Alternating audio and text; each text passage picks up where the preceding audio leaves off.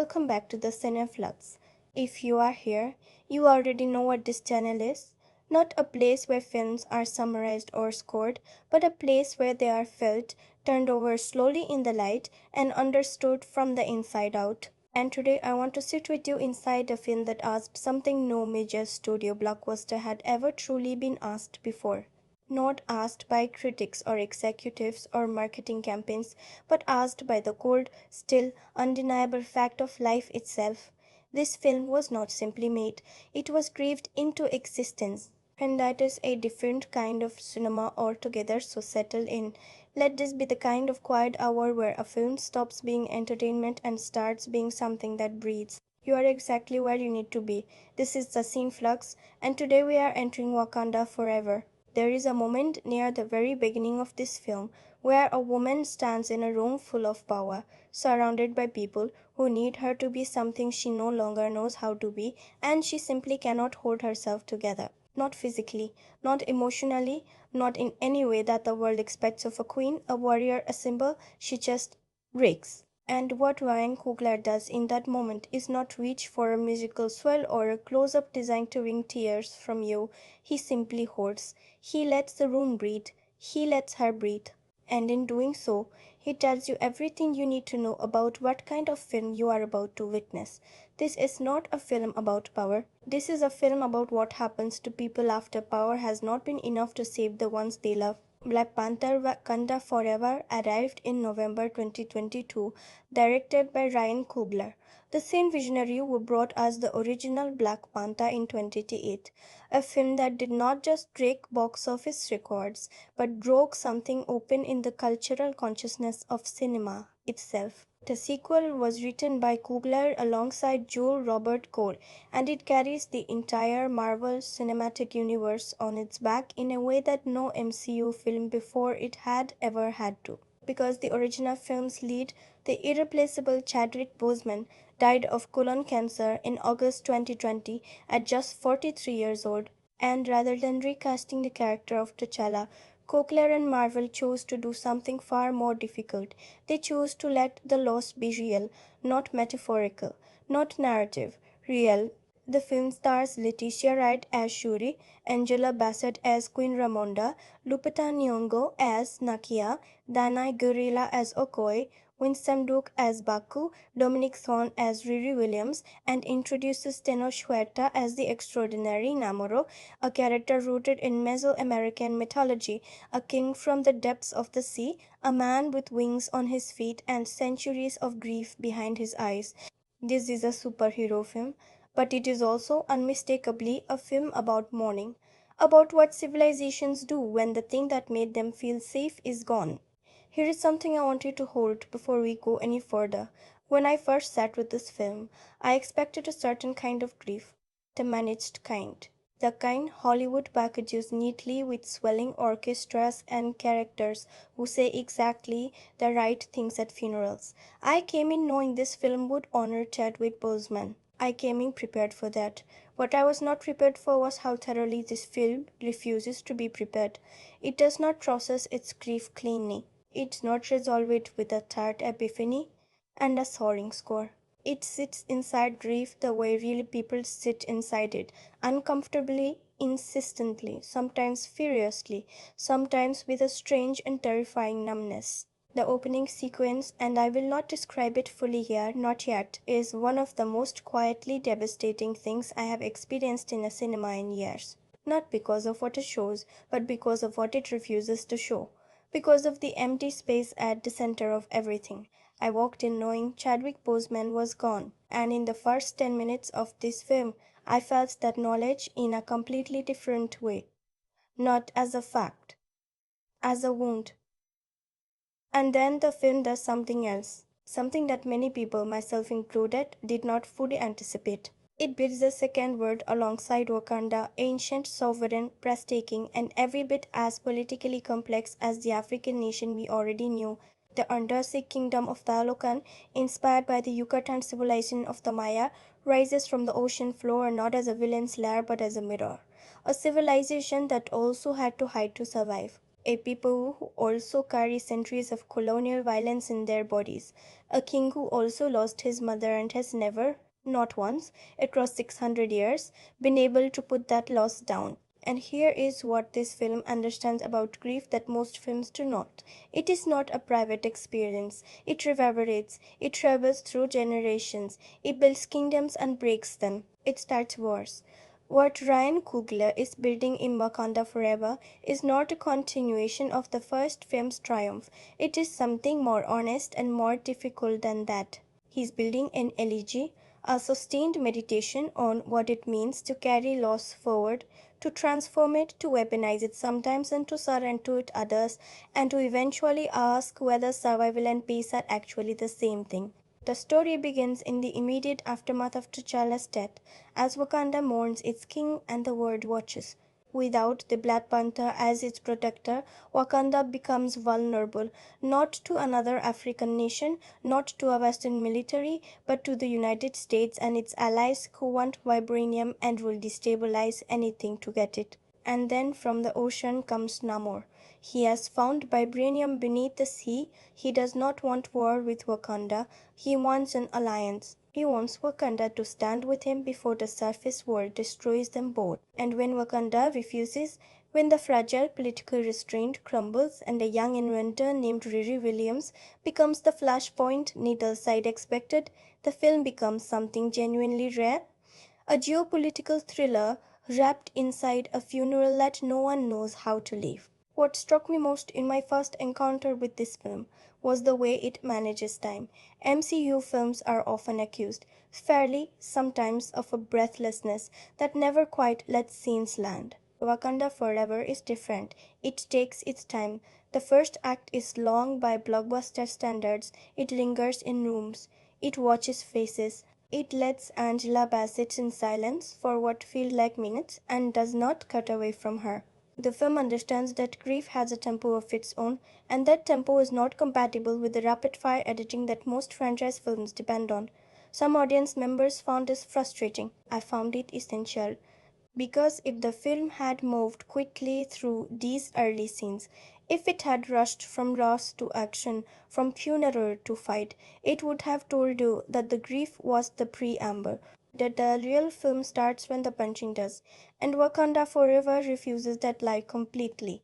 It insists, quietly but firmly, that the grief is the film. Everything else, the politics, the action, the mythology, the wonder of Talokan, is the world grief has to navigate. Let me walk you through this story the way I experienced it, not as a chain of events but as a series of emotional arrivals, because that is how this film was designed to be received. You do not simply watch it move from scene to scene. You feel it shift beneath you, the way the ground shifts in the ocean, slow and tidal, and you realize after a while that you are not where you started. Shuri is the heart of this film, not in the way that a protagonist is always the heart of a story, designated, inevitable, but in the way that someone becomes central to a narrative by being the most honest person in the room. Shuri is a genius.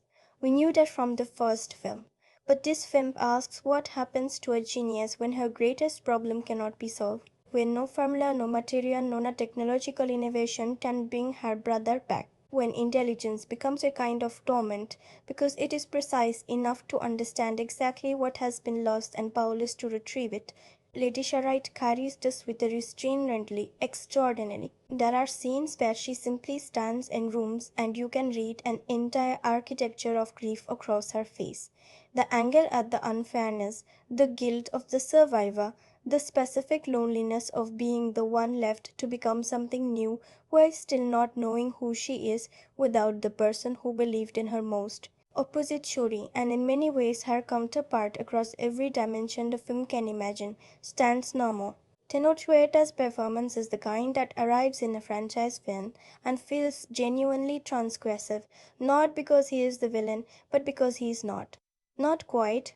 Namor is a man who has been alive for 6 centuries, who watched his people hide from the surface world to survive, who has never once been given a reason to trust it. When he arrives in Wakanda, he is not making a threat, he is extending an understanding. He is saying, I know what your world is, I know what mine is. They are the same. And the tragedy of this film, one of its several tragedies, is that he is not wrong. What makes Namor dangerous is not that he is evil. What makes him dangerous is that his logic is airtight. The surface world has never once given a hidden civilization a reason to believe in peace. Every time someone like Namor or like the people of Wakanda opened a door, it was used against them.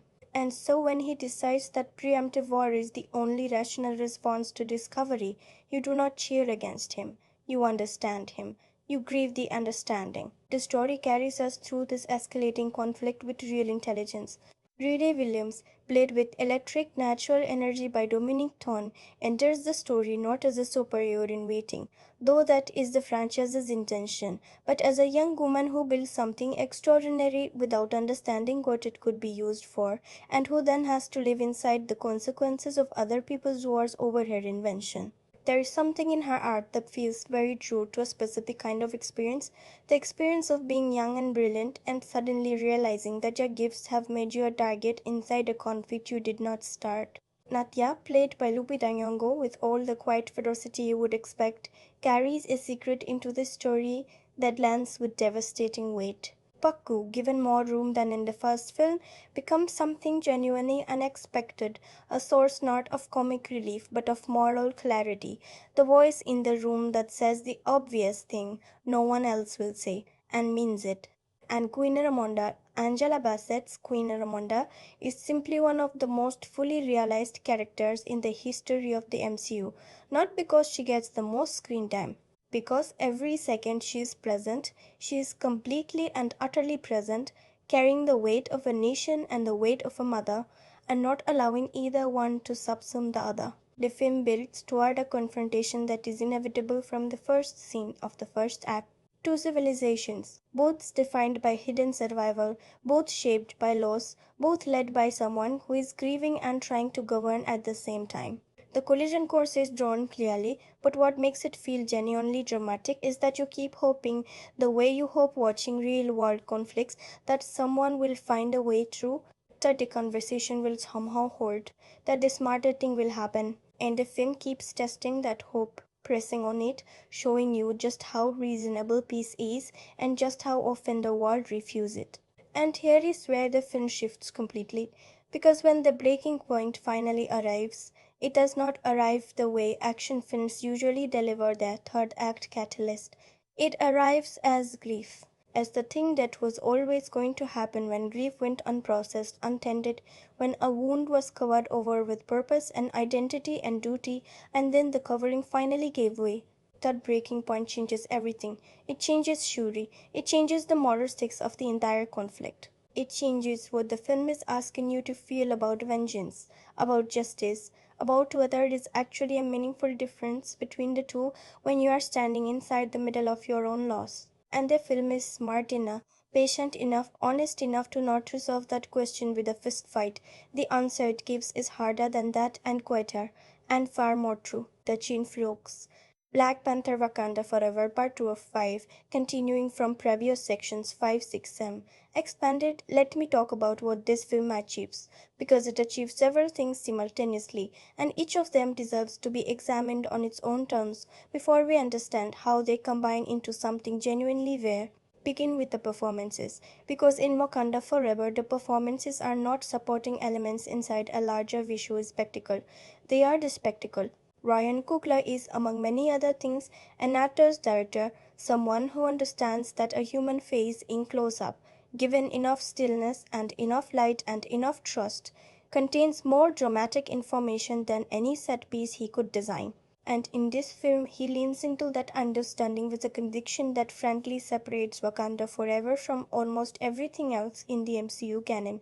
Angela Bassett. Let me stay here for a moment, because to move past Angela Bassett quickly in any discussion of this film would be a genuine critical failure. What she does as Queen Ramonda is not simply good acting in the way that we usually mean when we say that phrase, technically accomplished, emotionally convincing, professionally delivered. What she does is something closer to channeling. There is a scene in the first act of this film, the scene at the United Nations, where Ramonda addresses the word body after a military incursion into Wakanda's borders. That is, in my honest estimation, one of the finest single scenes of acting in any Marvel film ever made. Not the most spectacular, the finest. The distinction matters. Bassett stands at that podium and delivers an address that is simultaneously political, maternal, furious, grieving, and sovereign all at once, and she does not allow even one of those registers to overwhelm the others. She speaks as a queen who is also a mother, who is also a woman, who has buried her son and is now being told by the very people who helped create the conditions for his death that she should be grateful for their restraint. The way Bassett's body holds itself in that scene, the set of her jaw, the architecture of her spine, the measured breath before each sentence is a master class in the performance of dignity under pressure. It is the performance of someone who has decided that they will not give the room the satisfaction of her collapse. And then later, when she does collapse privately, in a moment the film gives her away from ceremony, the contrast hits with an almost unbearable weight. There is a specific scene I keep returning to. Ramanda standing at the edge of the water in a scene that carries enormous narrative significance, speaking to Shuri about grief, about rage, about the question of who we become when the thing that tethered us to our better selves is gone. Bassett plays this scene at almost no volume. She does not project, she barely moves. And yet there is so much happening beneath the surface of what she says that you find yourself leaning forward, straining as though her words are something you need to be close to. It is the kind of acting that makes you feel slightly ashamed of how casually we dismiss prestige performances in genre films. Angela Bassett does not have a smaller role because this is a superhero film. She has one of the largest roles in the entire picture and she fills every corner of it. But the film belongs ultimately to Letitia Wright, and I want to be careful and precise about what I mean when I say that. Because Wright's performance in Wakanda Forever is not universally celebrated.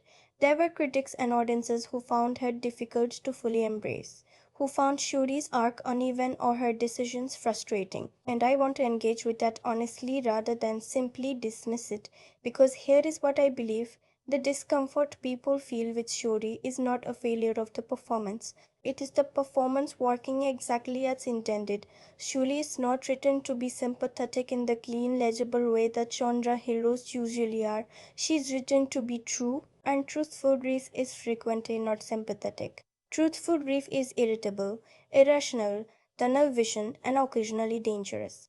Truthful grief makes the people around you uncomfortable. It refuses the shape that the world asks it to take, and it does not apologize for that refusal. Wright plays all of this with a commitment that never softens for the sake of audience comfort, and that is a choice that demands something of the viewer. It demands that you meet the character where she actually is, rather than where you'd prefer her to be.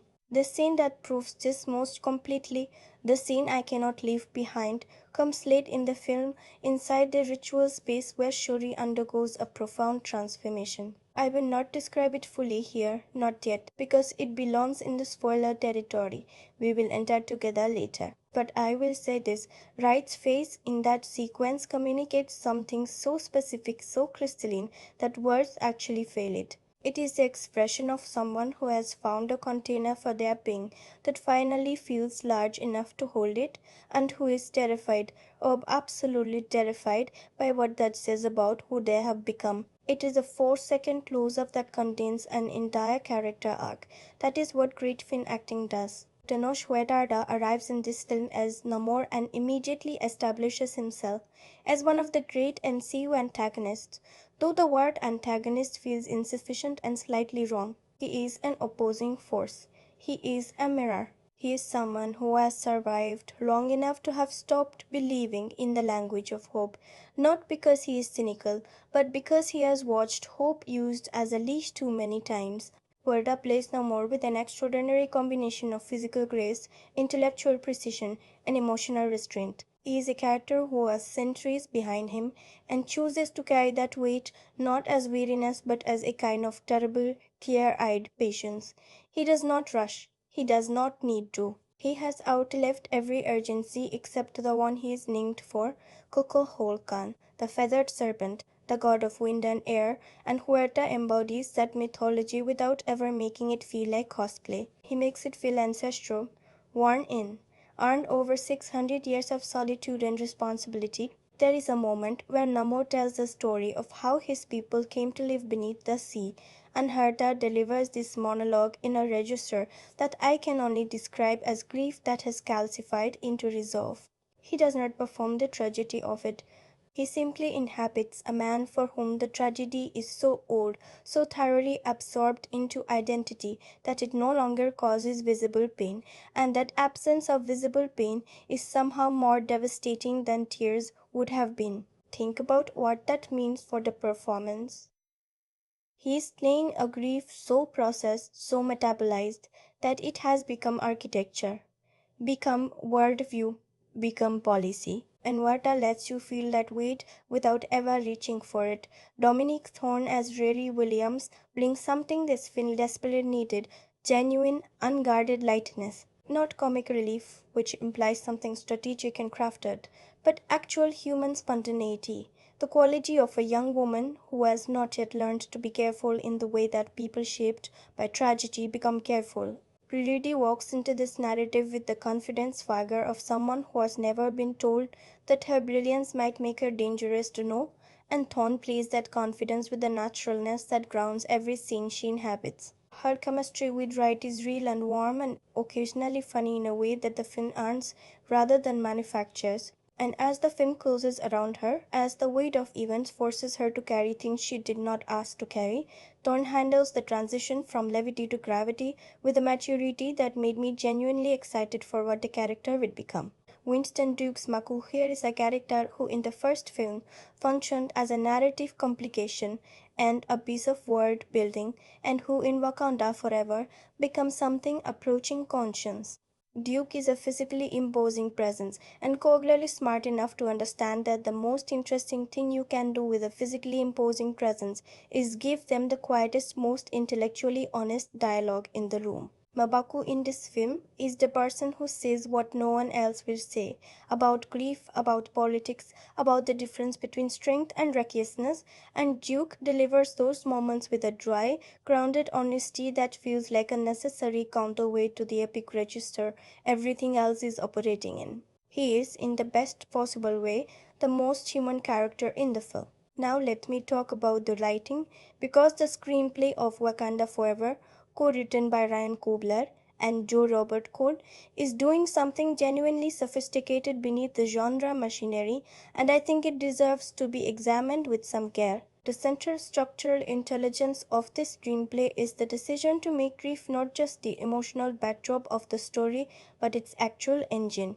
Most screenplays about loss use grief as motivation. A character loses someone, and that loss propels them toward an external goal, the cure, the killer, the resolution. Wakanda Forever is built differently.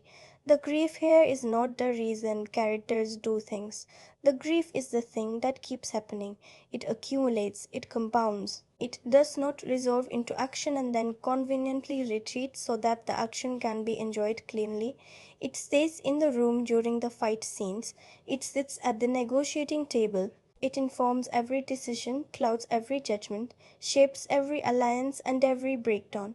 The screenplay trusts that grief is not a prologue. It is a climate, and building a blockbuster narrative inside a grief climate rather than a heroism climate is a genuine structural risk that Kugler and Cole take with full awareness of what it might cost them in terms of audience energy. What makes a screenplay more than functional, what makes it genuinely intelligent, is the way it constructs parallel resonances between characters without ever making those parallels feel schematic or deliberate. Shori and Namor are not mirror images because the screenplay announces them as such. They become mirror images through behavior, through the choices the film shows them making under pressure, through the specific quality of their rage and the specific shape of their wounds. Both lost a parent. Both carry civilizational responsibility inside a personal grief. Both are brilliant people who have found that intelligence is not a sufficient tool for processing loss. Both arrive by the end of the film at a crossroads between vengeance and something more difficult, The screenplay never points to this. It simply builds both characters with equal care and lets the resonance emerge. The scene between Shuri and Namu on Talokan, the long underwater conversation that constitutes something close to the film's emotional center, is the finest scene of writing in the entire picture. Not because of what is said explicitly, but because of what two people who have recognized each other are refusing to say.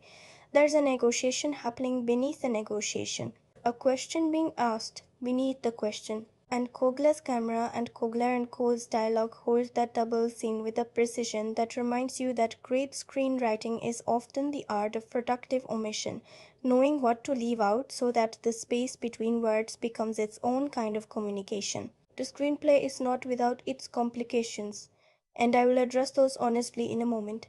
But I want to linger a little longer on what it gets right, because it gets several things right that are genuinely hard. Talokan mythology, for instance, is integrated into the narrative with a sophistication that resists the pull towards simple villain world building. Talokan is not a location designed to impress and then be destroyed.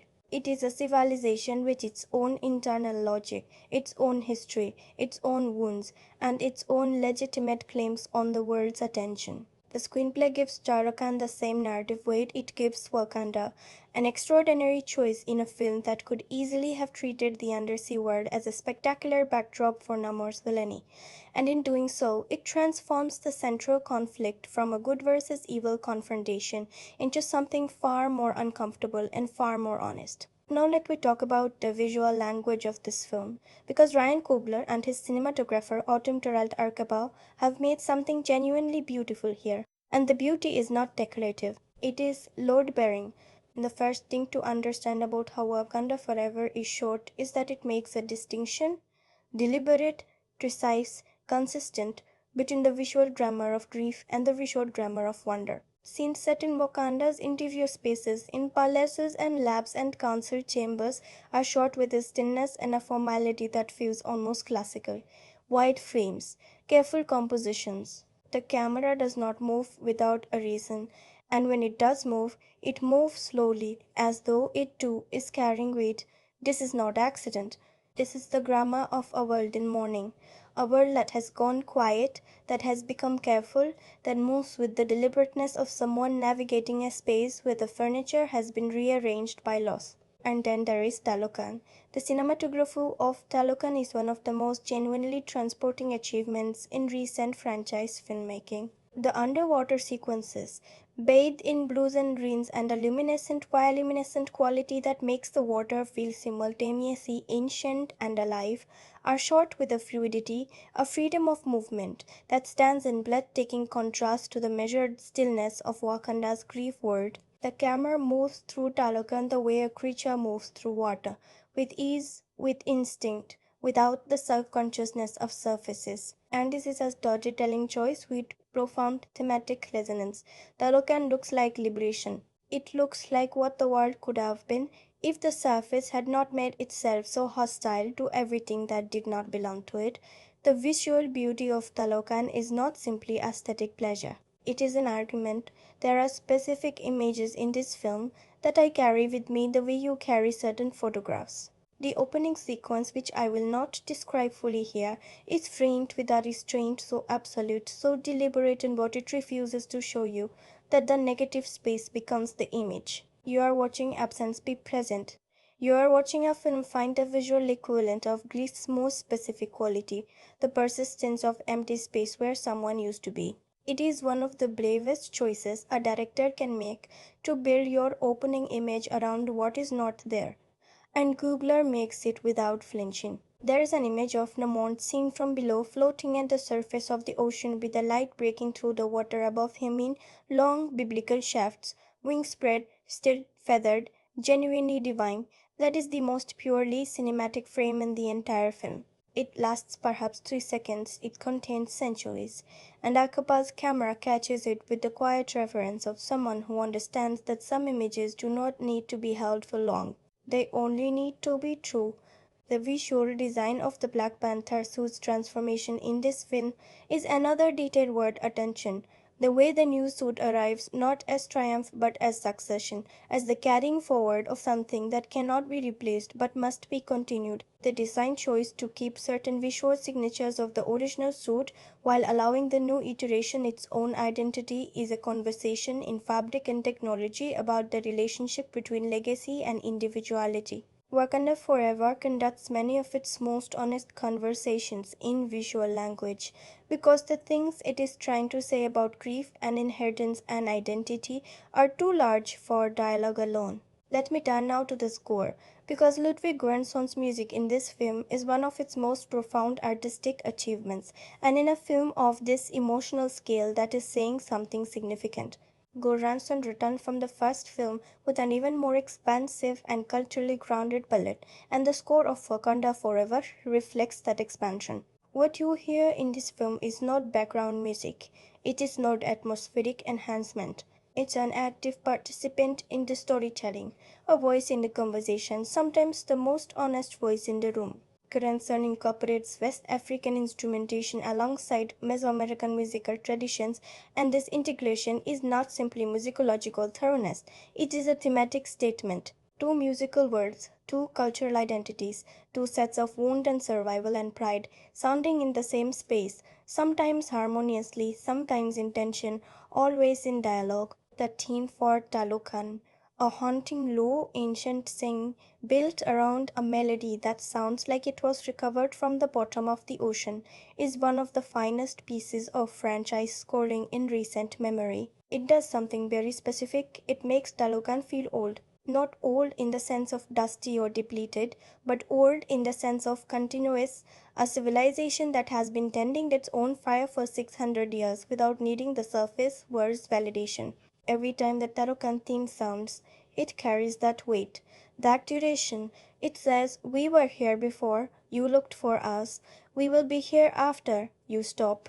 The use of Kendrick Lamar's music, both original compositions and created tracks, is handled with more narrative integration than franchise soundtracks usually manage. The music does not simply arrive at emotionally heightened moments to tell you how to feel. It overlives our deaths as part of the world, as a voice from Wakanda's specific cultural identity, and the way Gornson's orchestral score and Lamar's production sensibilities coexist in the film's sonic landscape is itself a kind of artistic conversation about legacy and succession and the multiple forms that cultural pride can take. There are moments where the score retreats entirely and Lamar's music fills the space, and those moments feel deliberate, felt like a passing of a kind of torch, a signal that the film is speaking in a different register for a moment, a more contemporary, more street level register, and that both registers are valid, both are Wakanda. And then there is the silence. Göransson, like the best film composers, understands that silence is a compositional choice, not an absence. The film's most devastating scenes, and there are several, are scored not with music but with the weight of no music, with the sound of breathing, with ambient texture, with the ordinary sounds of the world refusing to acknowledge the extraordinary pain happening inside it. This is a grief drama decision, and it is correct. When music arrives in Wakanda Forever, it arrives because it has earned its entrance, and when it leaves, what it leaves behind is felt. Now let me turn to craft and construction more broadly, to the technical layers of this film and how they serve its emotional intention. Ruth E. Carter's costume design in Wakanda Forever is a continuation and deepening of the extraordinary work she did in the first film, for which she became the first black woman to win an Oscar for costume design. Here, however, takes on an additional dimension because the costumes have to do something emotionally complex.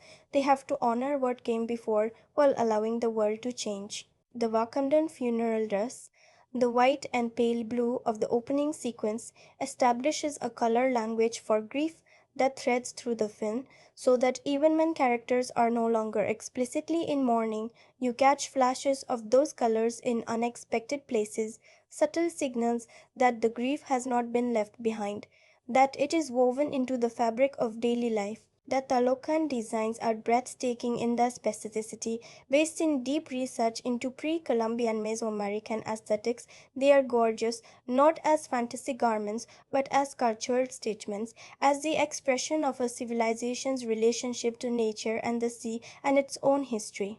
Hannah Beachler, the production designer who also won an Oscar for the first Black Panther, returns here to expand both worlds, and her work on Talokan is an achievement that deserves to be spoken of in the same breath as any production design in recent cinema. The architecture of the undersea city, its temples, its scale, its organic relationship to the ocean floor, draws on genuine archaeological and historical research into Maya and broader Mesoamerican visual culture, and the result is a world that feels discovered rather than invented. That distinction is crucial. When you see Wakanda, you believe it could exist because it has been designed with internal consistency and cultural depth. When you see Talokan, you feel it could be real because it has been built with the kind of specificity that only comes from genuine respect for the cultural history it is drawing on. These are not borrowed aesthetics, they are carefully tended inheritances. The action sequences in Wakanda Forever, and there are several, each distinct in its visual approach, are notable for something unusual in the MCU context. Each of them carries an emotional register that precedes and outlasts the physical event. The chase sequence through the streets of MIT is not simply kinetic spectacle. It is a young woman being hunted through a world that has no idea she is being hunted, and the civilian normality of the spaces she runs through makes the threat feel more real, more violating than any specially designed action environment could.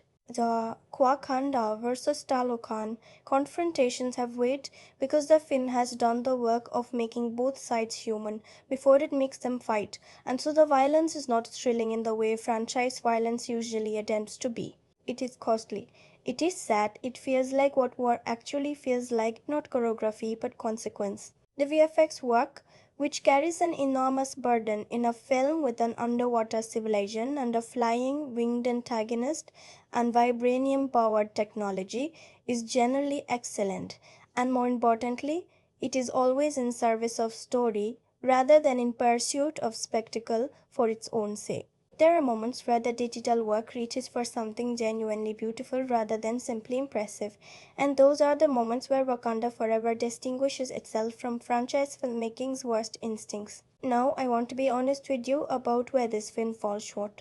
Because it does fall short in certain places, and those shortcomings are worth addressing with the same care we have given its achievements. The most significant structural problem in Wakanda Forever is its length, combined with its tonal inconsistency. This is a film that has made a brave and correct decision to operate primarily in a register of grief and political complexity, and then occasionally lurches sideways into the obligatory rhythms of MCU franchise mechanics, and those lurches are jarring in a way that a more tonally unified film would not be. There are scenes that feel like they belong to a different movie, scenes whose primary function is to set up future franchise installments, to introduce characters who will be significant elsewhere, to satisfy obligations that were made not in the writing room of the specific film but in the larger planning architecture of the Marvel machine. And each time one of those scenes arrives, you feel the same.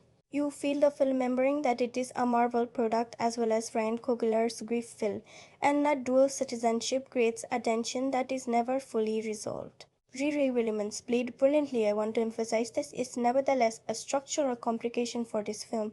She is a necessary narrative device. Her technology is the MacGuffin around which the central conflict crystallizes, and Thorne brings genuine life and warmth to the role, but her emotional integration into the film's thematic core is incomplete. She is adjacent to the grief world that Shuri and Ramonda and Nakia inhabit without ever being fully inside it, and because the film does not have quite enough time to bring her all the way in, she sometimes functions as a visitor to the film's real emotional terrain rather than an inhabitant of it.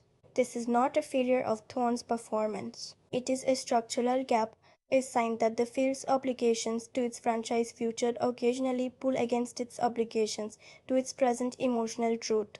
The second and third acts also contain moments where the pacing, which has been so deliberately, so courageously slow in the first act, begins to feel like it is rushing to accommodate the genre requirements of a blockbuster finale. The film earns its slowness in the early sections and then partially surrenders that hard won tempo in the closing hour, not because the story demands greater speed, but because the genre does. And while the finale is genuinely powerful in several key respects, and those respects we will discuss in full in the spoiler section, it sometimes moves faster than the emotional material it is carrying can properly breathe. Okoye, the knight Guriras Okoye, is a character who is given a complicated arc in this film and then, I would argue, not quite given enough room to complete it. Her disgrace, her removal from her position, and her subsequent path back toward relevance feel slightly compressed, slightly obligatory, as though the film knows it needs to take her somewhere and is not entirely certain it has the time to take her there with full honesty. Gorilla is a formidable actor and she does everything asked of her with complete commitment, but the arc itself feels like it needed another 15 to 20 minutes to breathe, to let the shame and the reckoning really settle before the redemption was reached for.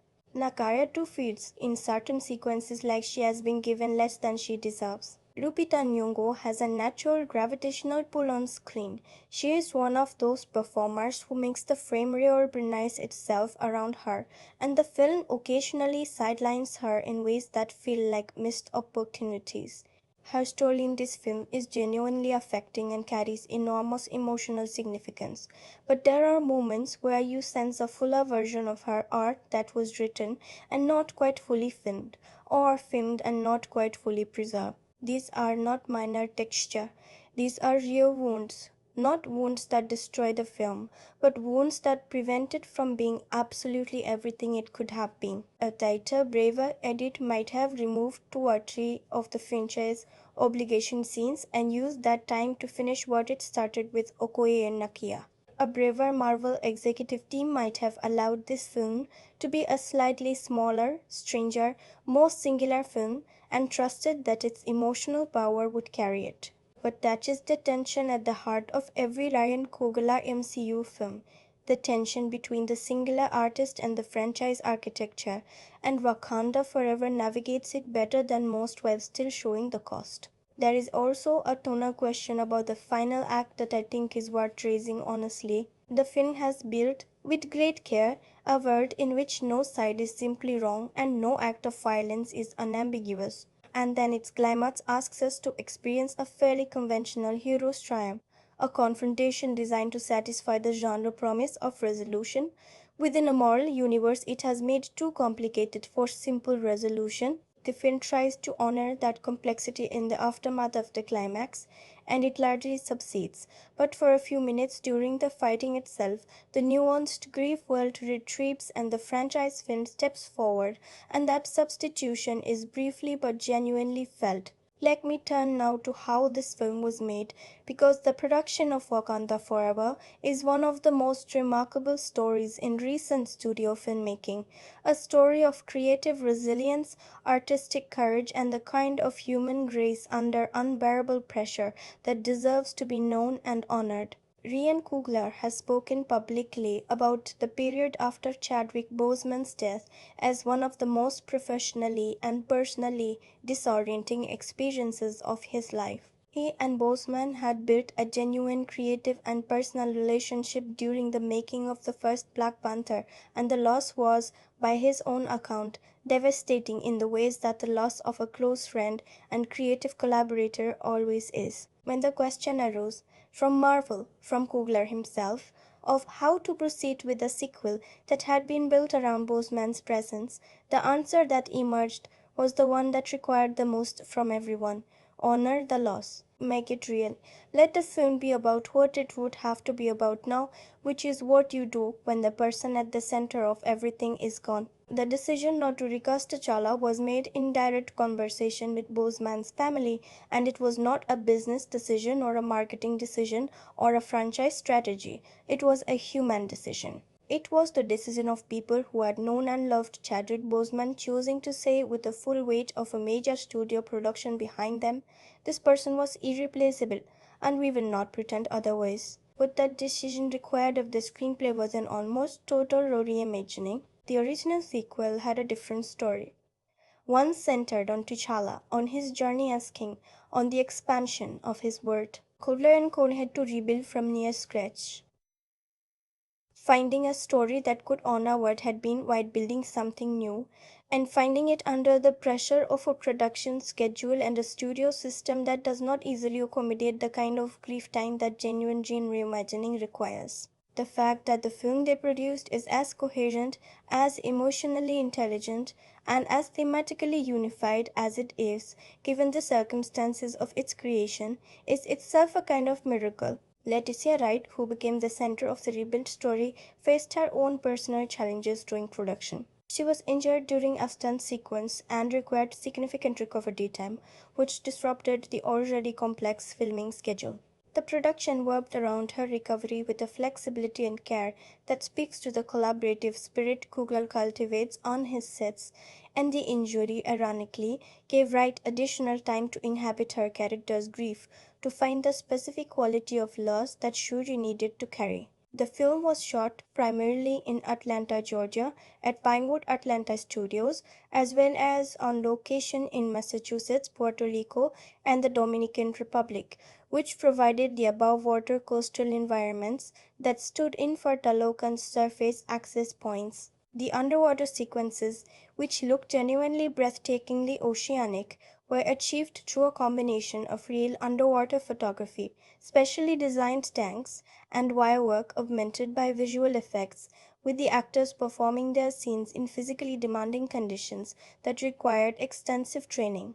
Tenoch in particular underwent months of water performance preparation to achieve the fluid, naturalistic quality of Namor's underwater movement. The casting of Namor as a Mesoamerican figure rather than the blonde white character from Marvel's comics was a decision made early and held firmly. Ryan Coogler and Marvel's Kevin Feige understood that the thematic argument of the film, two hidden civilizations, both shaped by colonial violence, both choosing survival through concealment, required Talocan to carry its own cultural specificity with the same depth and integrity that Wakanda carries its African heritage. A research process that went into the development of Talocan, the consultation with Mesoamerican historians, the engagement with Maya cultural experts, the deep dive into pre-Columbian aesthetics and mythology mirrors the process that went into building Wakanda for the first film, and the result on screen has the same quality of genuine cultural rootedness.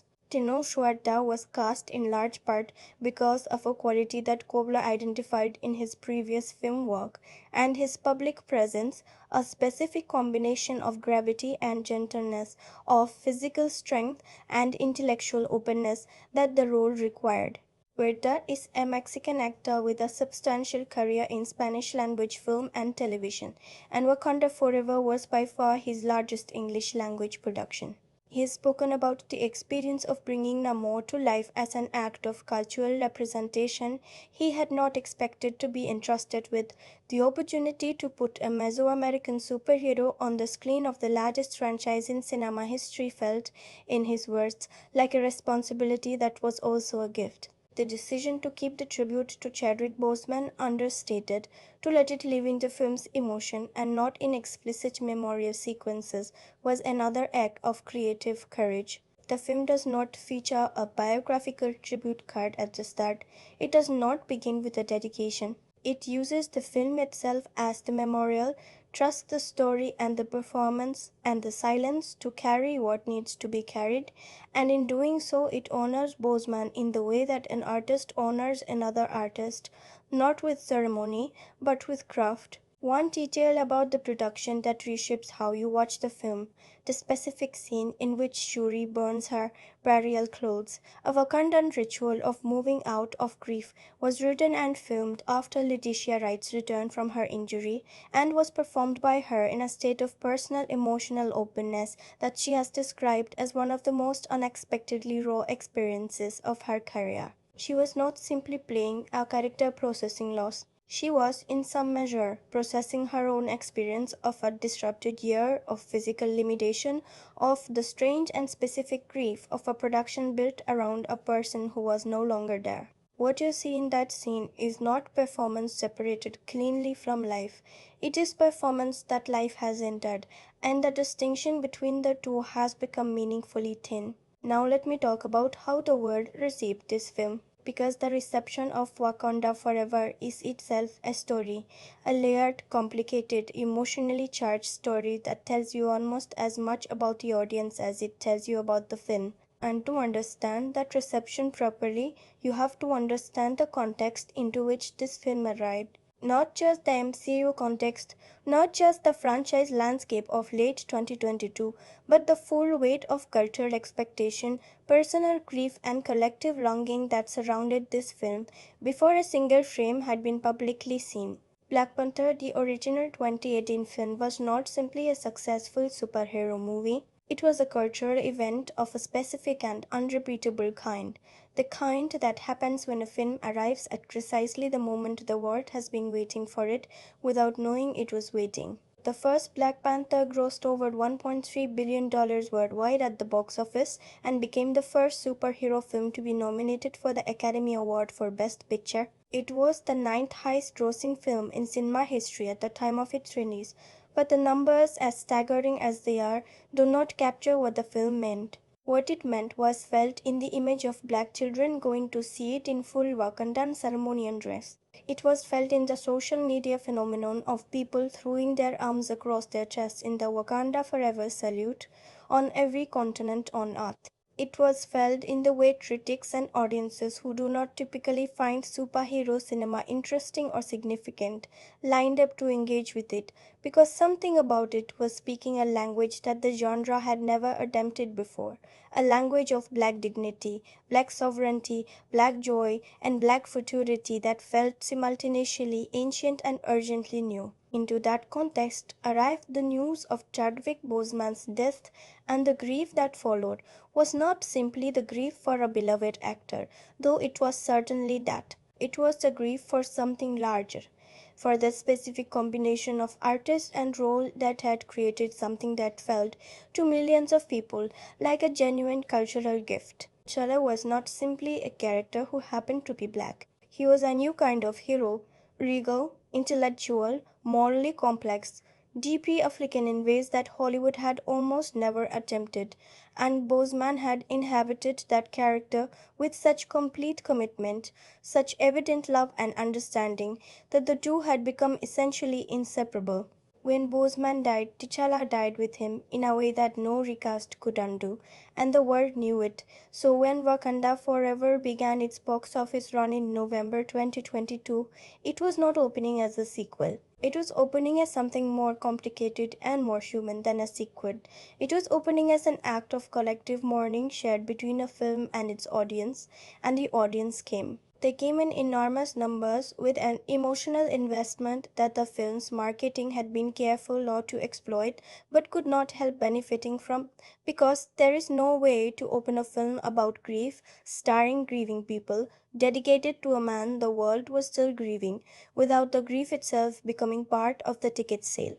Wakanda Forever opened to $189 million in the United States in its opening weekend, the second largest opening of 2022, behind only Doctor Strange in the Multiverse of Madness. Globally, it opened to approximately $310 million.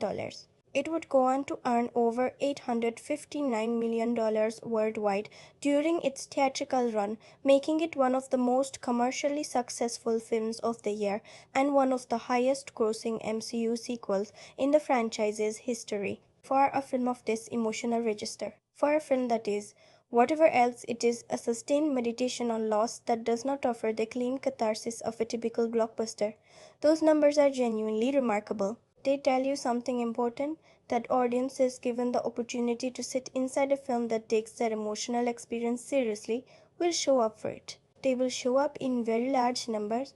The myth that mainstream audiences cannot bear difficult emotion, cannot sustain grief tempo in a blockbuster context, cannot handle a franchise film that prioritizes feeling over spectacle.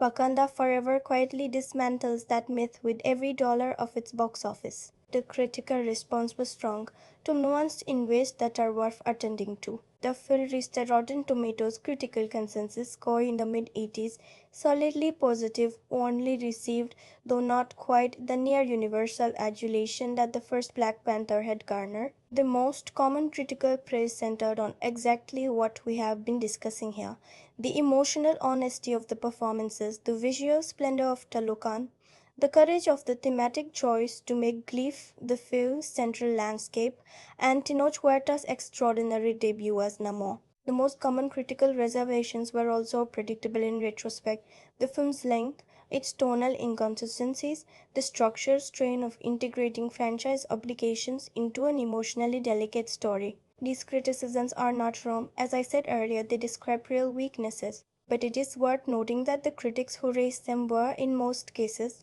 noting the distance between what the film attempted and what it fully achieved, which is a different and more respectful kind of criticism than simply dismissing the film's ambition. Most critics who engaged with Wakanda Forever with full attention acknowledged that even its failures were interesting. Even its weaknesses were the weaknesses of a film trying to do something genuinely difficult. The audience response was perhaps more divided than the critical response, and in ways that illuminate something real about the different things different audiences were bringing to the theater. Many audience members, particularly those who had personal connections to grief, who had lost someone important in the years since the first film, who came to this sequel carrying their own unprocessed losses, responded to Wakanda Forever with a depth of feeling that went well beyond entertainment. These viewers described the film in terms that are usually reserved for more intimate, more personal cinematic experiences. They described crying in ways they had not expected. They described feeling genuinely seen in their grief, not performed grief, not the tidy photogenic grief of Hollywood convention, but the messy, inconsistent, sometimes furious and sometimes numb grief of real human loss. This is not a small thing. This is the rarest thing: to watch a major studio blockbuster and feel that it understands something true about your experience, that it has not prettied the experience up, has not asked you to be more graceful with it than you actually are, is genuinely unusual. These viewers embraced Wakanda Forever, not just as entertainment but as a kind of companion, a film that sat with them inside something difficult and did not rush them out of it. Other audiences responded differently. Some came expecting the triumphant, action-forward energy of the first film and found themselves in territory that felt slower, sadder, and more demanding than they had anticipated. These viewers were not wrong in their experience. The film is slower, sadder, and more demanding by design. But the mismatch between expectation and delivery was, for some viewers, simply too large to bridge within a single viewing. The film asks a great deal of patience from its audience, particularly in the first act, and patience is not a quality that franchise filmmaking has historically trained its audience to bring. So when the film insisted on its own tempo rather than accommodating the tempo its viewers arrived with, some of those viewers experienced that insistence as frustration rather than as artistic intention. This is not a critique of those viewers. It is an observation about the difficult position this film occupies. It is both a Marvel product which sets one set of expectations and a Ryan Coogler film which sets another, and those two sets of expectations are not always compatible. There was also a specific response to Letitia Wright's performance and Shuri's arc that divided audiences in interesting ways. As I mentioned earlier, the discomfort some viewers felt with Shuri was, in my reading, the performance working as intended, but that reading requires a certain kind of engagement with the film's thematic intentions that not every viewer arrives prepared to bring. Some viewers found Shuri's grief arc uneven. Some found her third act transformation abrupt. Some found her moments of anger difficult to sympathize with. And in a franchise culture that has trained its audiences to expect legible, consistently sympathetic heroes, heroes whose emotional arcs are managed to maximize audience identification at every point, a character who is sometimes difficult to be with, who makes choices you understand but cannot quite endorse, who grieves in ways that are not always aesthetically pleasing or morally uncomplicated, can be genuinely disorienting. This is again a sign of the film's seriousness. But seriousness is not automatically welcome. The awards response to Wakanda Forever was, honestly, something of a disappointment relative to what the film deserved. Angela Bassett received a Golden Globe nomination and a Screen Actors Guild nomination for her performance, and these acknowledgments were earned and appropriate. But the Academy Awards largely passed over the film in major categories, a result that surprised no one familiar with the Academy's historical relationship with superhero cinema, but that felt, given the specific quality of this film and this moment, like a missed opportunity.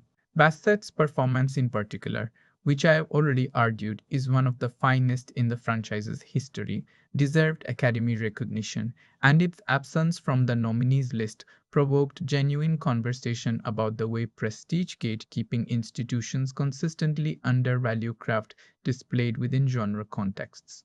Ruth E. Carter received an Academy Award nomination for costume design, a recognition that was wholly deserved and widely celebrated. But the film's overall awards profile reflected a persistent critical tendency to acknowledge craft contributions while continuing to treat the performances and direction of superhero cinema as categorically below the level of serious awards consideration. This tendency says more about institutional bias than about the quality of the work. On streaming, Wakanda Forever found a substantial second wave audience when it became available on Disney Plus, and this second wave viewership has been significant in shaping the film's ongoing critical legacy. Films that deal with grief, that operate at a slower tempo, that reward close attention and repeat viewing.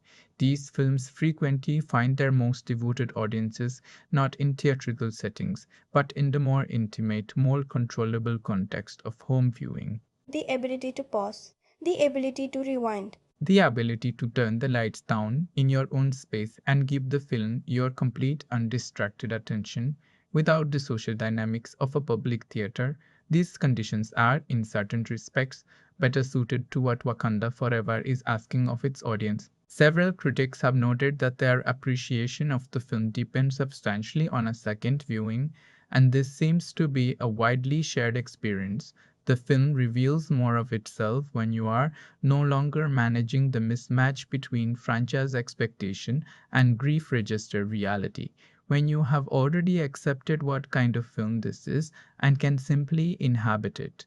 The conversation around the film in black cultural spaces, in film criticism written by and for black audiences, in social media discussions within communities for whom the first Black Panther had been a specific and personal kind of event, was rich, complicated, and deeply felt.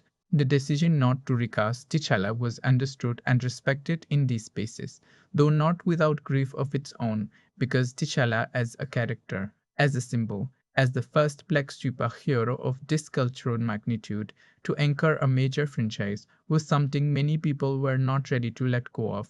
The question of what it meant to have Black Panther continue as a franchise without T'Challa at its center was a question that these communities engaged with seriously and honestly, and the various answers people arrived at tell you something about the multiple, sometimes competing things the original film had meant to different people within a community that is never monolithic in its expectations or desires. There was also a genuine and important cultural conversation about Talukan, about what it meant to bring Mesoamerican mythology and aesthetic into a franchise of this scale, about the quality of the research and consultation that had informed the world building, about the resonance of the Tolucan storyline for Mexican and broader Latin American audiences who found in Namor and his people a representation of cultural pride and historical pain that mainstream cinema had almost never attempted. Tenoch Huerta became, in the wake of the film's release,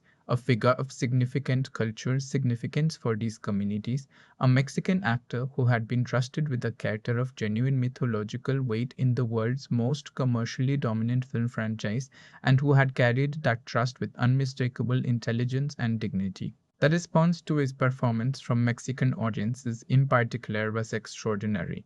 Not simply the warm reception of a famous countryman succeeding on a global stage, but the deeper, more complex recognition of a cultural heritage being rendered with genuine respect and genuine beauty on the largest possible screen. Now, let me take you somewhere else, somewhere deeper. Let me talk about where this film stands in the larger architecture of the Marvel Cinematic Universe, because its position is genuinely unusual and genuinely significant, and understanding that position changes how you read certain of its choices. The MCU, at the time of Wakanda Forever's release, was navigating one of the most complex periods in its existence. Phase 4, the post Avengers Endgame phase, had been marked by a proliferation of content across both theatrical releases and Disney Plus streaming series, and the critical and audience response to this content had been notably more mixed than anything the franchise had experienced in its earlier phases. Films like Eternals, Shang-Chi, Thor, Love and Thunder, and Doctor Strange in the Multiverse of Madness had all received divided reactions, some praised for ambition and novelty, others criticized for tonal inconsistency or narrative incoherence. The sense of franchise fatigue, which had been whispered about since Endgame, was beginning to be spoken more loudly and with more evidence. The question of whether the MCU could sustain the cultural centrality it had occupied from roughly 2012 to 2019 was being asked seriously and in public. Into this context came Wakanda Forever, a film that was, for all its obligations to the franchise architecture, genuinely unlike anything the MCU had produced before it. Not because of its action sequences or its world building or its post credits implications, but because of the emotional register it was operating in. The MCU had never made a grief film before. It had made films that contained grief, Tony Stark's survivor guilt, Steve Rogers' tempered displacement, Thor's accumulated losses, but grief as the central organizing structuring principle of a film. Grief as the lens through which every other element of the narrative was filtered was genuinely new territory. And what Wakanda Forever demonstrated, in the midst of a franchise phase that was being criticized for losing its emotional grounding, was that emotional grounding is precisely what audiences miss when it is absent. The response to the film's emotional honesty was not polite appreciation, it was hunger satisfied. It was an audience recognizing something real after a period of encountering things that were very accomplished but not quite fully felt.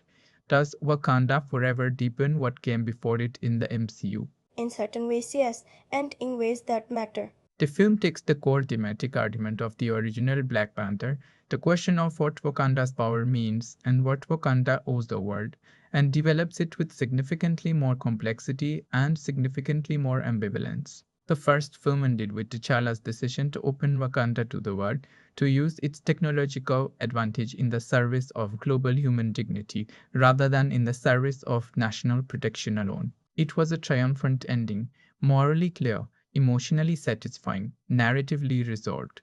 Wakanda Forever inherits that decision and immediately shows you its cost and complications. The open door that felt like pure moral clarity in 2018 is by 2022 a source of vulnerability, political exposure, and genuine danger. The world has not received Wakanda's openness with corresponding grace. It has received it with the same appetite for extraction and exploitation that has defined the powerful world's relationship to African nations throughout history. And Wakanda, mourning, leaderless in certain respects, politically pressured, must navigate that reality without the person who made the original decision and who believed, with the fullness of his character, that it was the right one. This is thematic development of a real and intelligent kind. It does not simply recapitulate the first film's ideas in a new setting, it asks what happens next. What does a good decision look like 5 years later when the conditions under which it was made have changed? What does openness cost when the world is not equally open in return? These are not abstract philosophical questions in the world of the film. They are the living conditions of the characters, and the film traces their consequences with care. In relation to the broader MCU timeline, Wakanda Forever also functions as a significant piece of geopolitical world building. The introduction of Talokan adds a third major nation of extraordinary technological and military capacity to a universe that previously had only Wakanda and Asgard in that category, and the implications of Talokan's existence. A civilization of enormous power that has chosen concealment over engagement, and whose concealment is now over equal outward to the trans in ways Saxap. The political and military implications of Namor and his people are not resolved at the end of Wakanda Forever. They are paused in the fragile and explicitly temporary way that real geopolitical truces are paused, and the sense that the pause will not hold forever is woven into the film's final frames with deliberate, uncomfortable clarity. What does Wakanda Forever add to the larger conversation of the MCU? It adds, most importantly, the acknowledgement that the franchise's universe is populated not just by heroes and villains, but by civilizations, complex, wounded, historically grounded civilizations with their own internal logics and their own legitimate grievances, and that the stories worth telling in this universe are not simply the stories of individuals with extraordinary powers navigating individual moral choices, but the stories of what happens when those civilizations encounter Earth or the wild card, but the period start Kirk. This is a more mature, more politically sophisticated framework than the MCU typically operates within, and Wakanda Forever plants it firmly enough in the franchise's soil that it cannot be easily uprooted. The film also shapes what comes next in specific and important ways. Shuri's journey to accepting the mantle of Black Panther, her path through grief toward a redefined sense of identity and purpose, sets up a version of the Black Panther franchise that is genuinely distinct from what came before, not a replacement of T'Challa but an evolution of the Wakandan story into new emotional and political territory. Ree Williams, introduced here as a teenager with extraordinary engineering gifts and the complicated new relationship to global superpowers, is clearly destined for her own significant role in the franchise's future. And the groundwork laid in Wakanda Forever gives that future a specific emotional texture.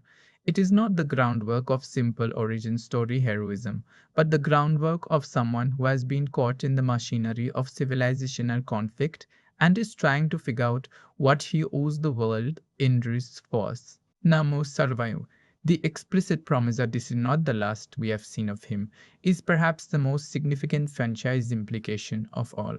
He is a character with genuine moral complexity, genuine cultural resonance, and a backstory rich enough to support any number of future narratives, and the film is wise enough to leave him not defeated but delayed, not converted but paused, which is both more honest and more dramatically interesting than a conventional villain's arc would have allowed. Now, I want to turn to something that I find myself returning to most often when I think about this film, the question of what it is actually saying. Not what it is about in the plot sense, not what its themes are in the academic sense, but what it understands about human experience that it is trying, with everything it has, to communicate. Because here is what I believe about Wakanda Forever, it is trying to say something true about grief, and it is saying it in the context of a franchise about superhuman beings with access to near magical technology and the tension between those two things.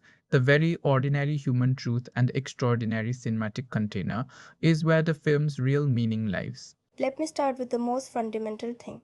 Wakanda Forever understands that grief is not a problem to be solved. This sounds simple. It is not simple. Almost everything in our culture, our self help literature, our therapeutic frameworks, our narrative traditions, our social rituals treats grief as a temporary condition, a disorientation that we are expected to navigate toward resolution. We have stages of grief, which implies that grief has a destination, a final stage you reach and then stop. We have timelines of grief, the social expectation that by a certain point you should be moving forward, should be returning to function, should be finding your way back to the person you were before the loss. We have, even in our most sincere and compassionate cultural moments, a fundamental discomfort with the idea that grief might simply be permanent, that losing someone significant does not end, does not resolve, does not produce a before and after so much as it produces a continuous present in which the person is simply always gone. Wakanda Forever refuses the resolution model of grief absolutely and completely. Shuri does not resolve her grief. She does not arrive after her transformative third act experiences at a place of peace with her loss. She arrives at a place of function. She finds a way to carry the loss forward without being entirely consumed by it. But the carrying forward is not the same as the putting down. And the film is clear about this distinction. In the final sequence, when Shuri performs the Wakandan ritual that is meant to mark the completion of mourning, what she discovers is not peace. What she discovers is the continued, irreducible presence of loss alongside the continued, irreducible fact of life. Both things at once, forever. And the film frames this not as tragedy but as truth, painful truth, hard truth, the kind of truth that does not comfort you in the conventional sense, but that honors your experience in a way that false comfort never can. Think about what that means for a film of this scale. A film in the most commercially dominant franchise in cinema history, with a budget of hundreds of millions of dollars and a global audience of many millions more, choosing to end not with resolution but with the honest acknowledgement that the wound does not close, that the person is still gone, will always be still gone, and that living after that means living with the goneness as a permanent presence rather than a temporary condition. This is not the grammar of blockbuster cinema, this is the grammar of great literature. And Coogler and Cole write it, and Coogler directs it, and Wright performs it with a quiet, absolute conviction that feels like an act of genuine courage. Let me move from this central truth to some of the film's other thematic layers, because Wakanda Forever is operating on multiple registers simultaneously, and each of them rewards attention.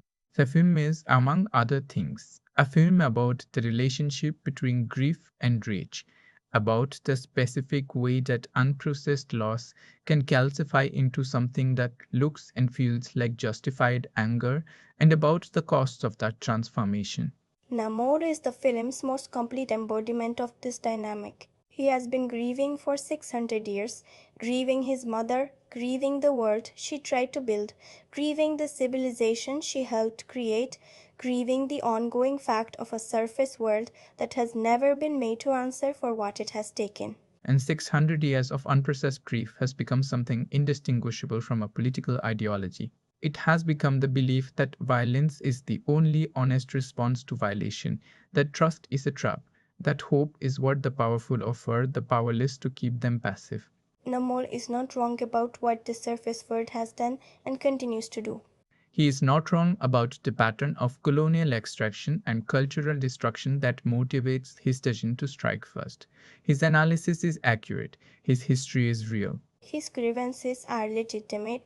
And yet the film asks, gently, persistently, without ever making the question feel rhetorical, whether accurate analyses and legitimate grievance are sufficient justification for the specific violence he chooses, whether the logic of preemptive war, however airtight, serves the civilization he loves or simply extends the cycle of violation that created his wound in the first place. Shuri's arc runs in parallel.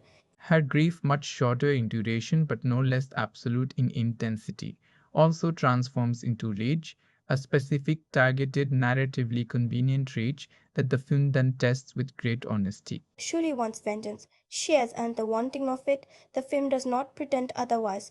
The person she wants vengeance against has genuinely caused catastrophic loss. And the film takes her all the way to the edge of acting on that vengeance, takes her to the moment where the choice is available, where the logic is as airtight as Namor's logic, where no one watching could reasonably say the anger is unjustified, and then asks her, is this what you want to become? Not in a moralistic finger wagging way, not in the way that films usually ask this question, with a montage of consequences and a score telling you what to feel. It asks it through a vision, through a presence, through the impossible and tender appearance of the person whose loss is the source of all of this. And the answer Shuri gives is not the answer of someone who has been convinced that vengeance is wrong.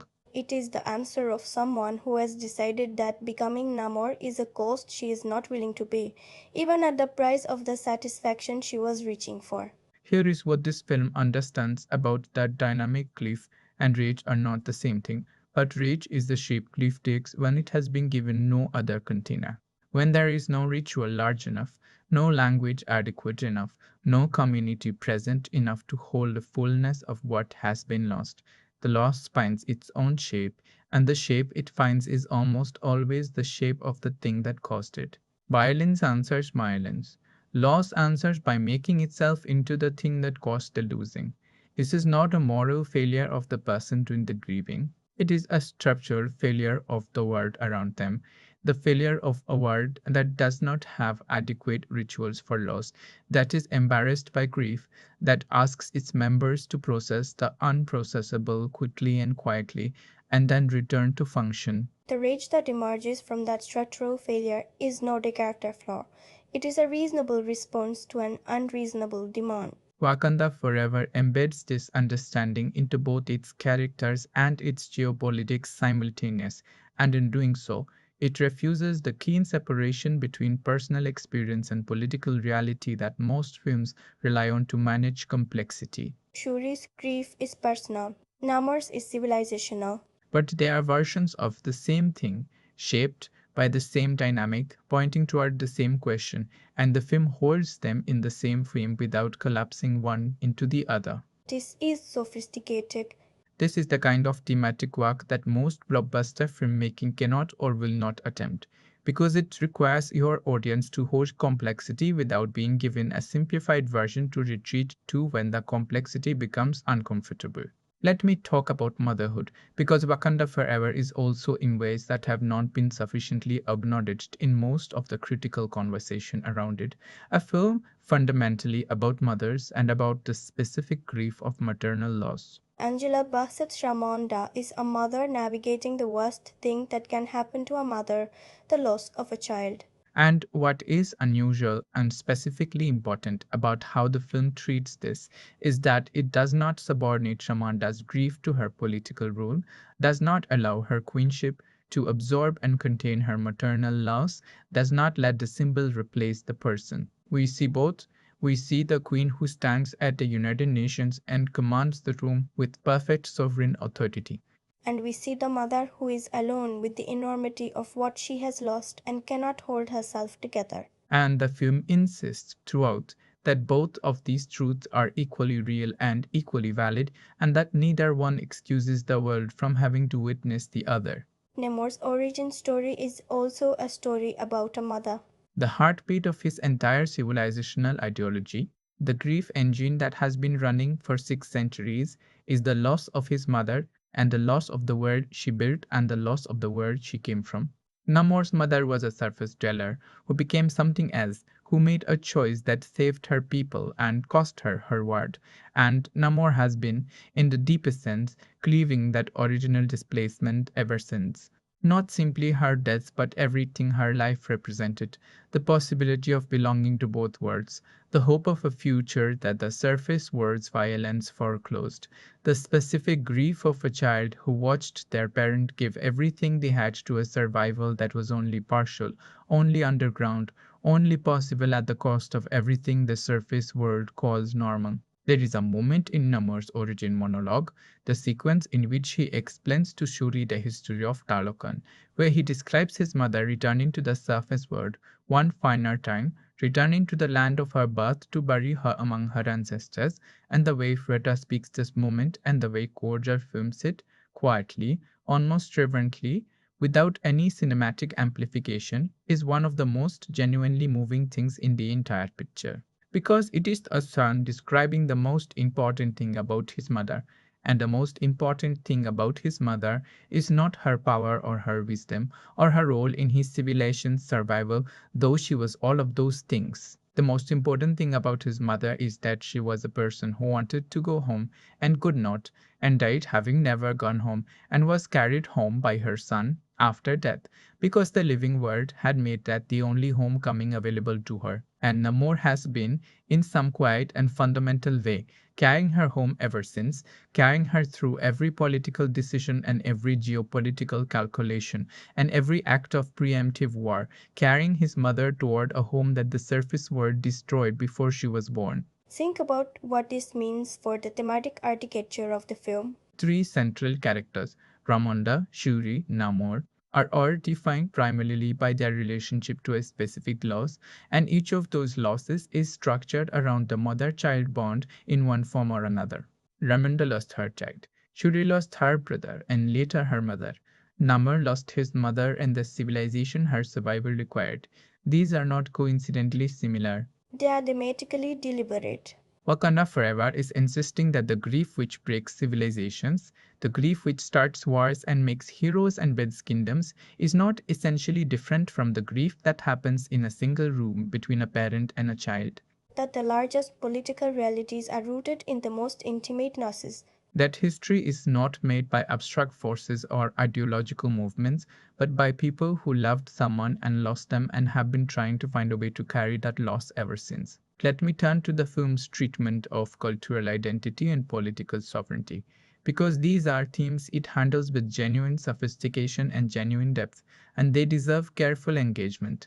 Wakanda Forever is a film about what happens to sovereign nations when the world decides it wants what they have. This is not a metaphor. It is, for many African nations, a description of historical and ongoing reality, the experience of possessing extraordinary natural and cultural wealth in a world structured to extract that wealth in ways that benefit the extractors while leaving the original holders with the violence and dispossession of the extraction process. The film makes this parallel explicit.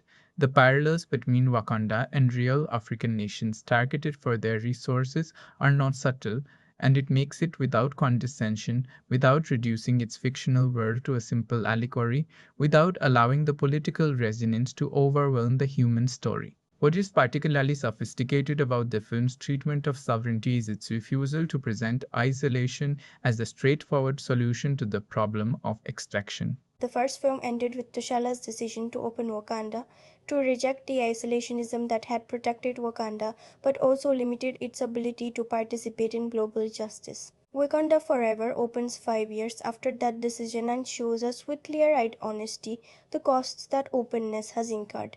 Wakanda is now a target. Its vibranium is coveted by every major military power. Its refusal to militarize its resources has been read not as philosophical commitment but as weakness. And the people who have benefited most from T'Challa's openness have not reciprocated with corresponding grace or restraint.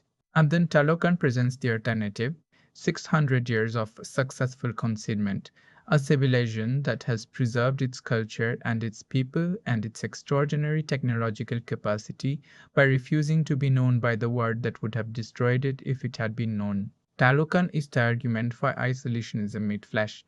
Talokan is what Wakanda chose not to be, and what Wakanda might have been if T'Challa had decided differently. And Talokan is also, the film quietly suggests, a civilization in which the preservation of cultural integrity has come at the cost of a certain kind of freedom, the freedom to exist in relation to the wider world, to participate in the full complexity of human civilization, to be known and not simply protected. Nemours people are safe, they are extraordinary.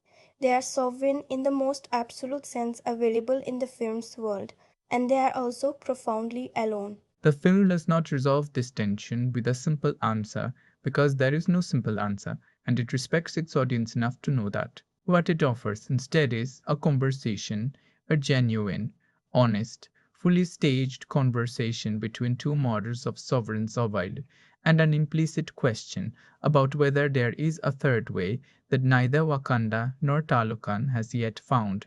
The truth that ends the film is explicitly fragile, explicitly temporary, explicitly contingent on conditions that the wider world has already shown itself unwilling to maintain. It is not a resolution, it is a pause in a conversation that the film trusts us to continue in our own minds, in our own reading of the world, long after the credits have rolled. The film's engagement with the specific history of Mesoamerican civilization, with the colonial destruction of the Maya and broader indigenous American cultures, with the experience of populations forced to choose between cultural survival and physical survival, with the weight of being a people whose civilization was systematically erased by a world that then claimed the ruins as its own heritage, is handled with a depth and a specificity that genuine respect for that history requires. Talokan is not a generically ancient civilization dressed in vaguely pre Columbian aesthetics. It is a civilization shaped by specific historical experience, by the specific violence of the Spanish conquest, by the specific experience of a people watching their world be destroyed from above, and that specificity is everywhere in the film, in the character designs, in the music, in the architecture, In the mythology, in the specific way Namor speaks about the surface world, not as an abstract enemy, but as a force with a historical face and a historical record that he has studied, memorized, and carries with him the way you carry evidence of a crime. The specificity matters enormously for what the film is able to say, because when Namor argues that the surface world cannot be trusted, he's not making a generalized misanthropic claim. He is making a historically documented claim. The surface world has, in fact, not been trustworthy toward the civilizations it has encountered throughout the period of its expansion. The colonial record is what it is. And by rooting Namon's ideology in that specific, verifiable, non fictional history, the film prevents you from dismissing his worldview as simply the irrational fear of a generically antagonistic villain. His worldview is a rational response to historical evidence, and that is what makes him so compelling, so uncomfortable, and so important to the film's larger argument. The film also engages with considerable intelligence with the question of representation and visibility as themselves political acts, as things that have stakes, that carry risks, that require decisions. Wakanda's choice to be visible is a choice about identity that is also a choice about power. To say, we are here, we are real, we are extraordinary, come and see us. And Talokan's choice to be invisible is also a choice about identity, that is also a choice about power. To say, we will not give you the opportunity to destroy what you cannot find. Both choices are valid responses to a world that has historically responded to the discovery of hidden wealth and hidden civilizations with violence and extraction.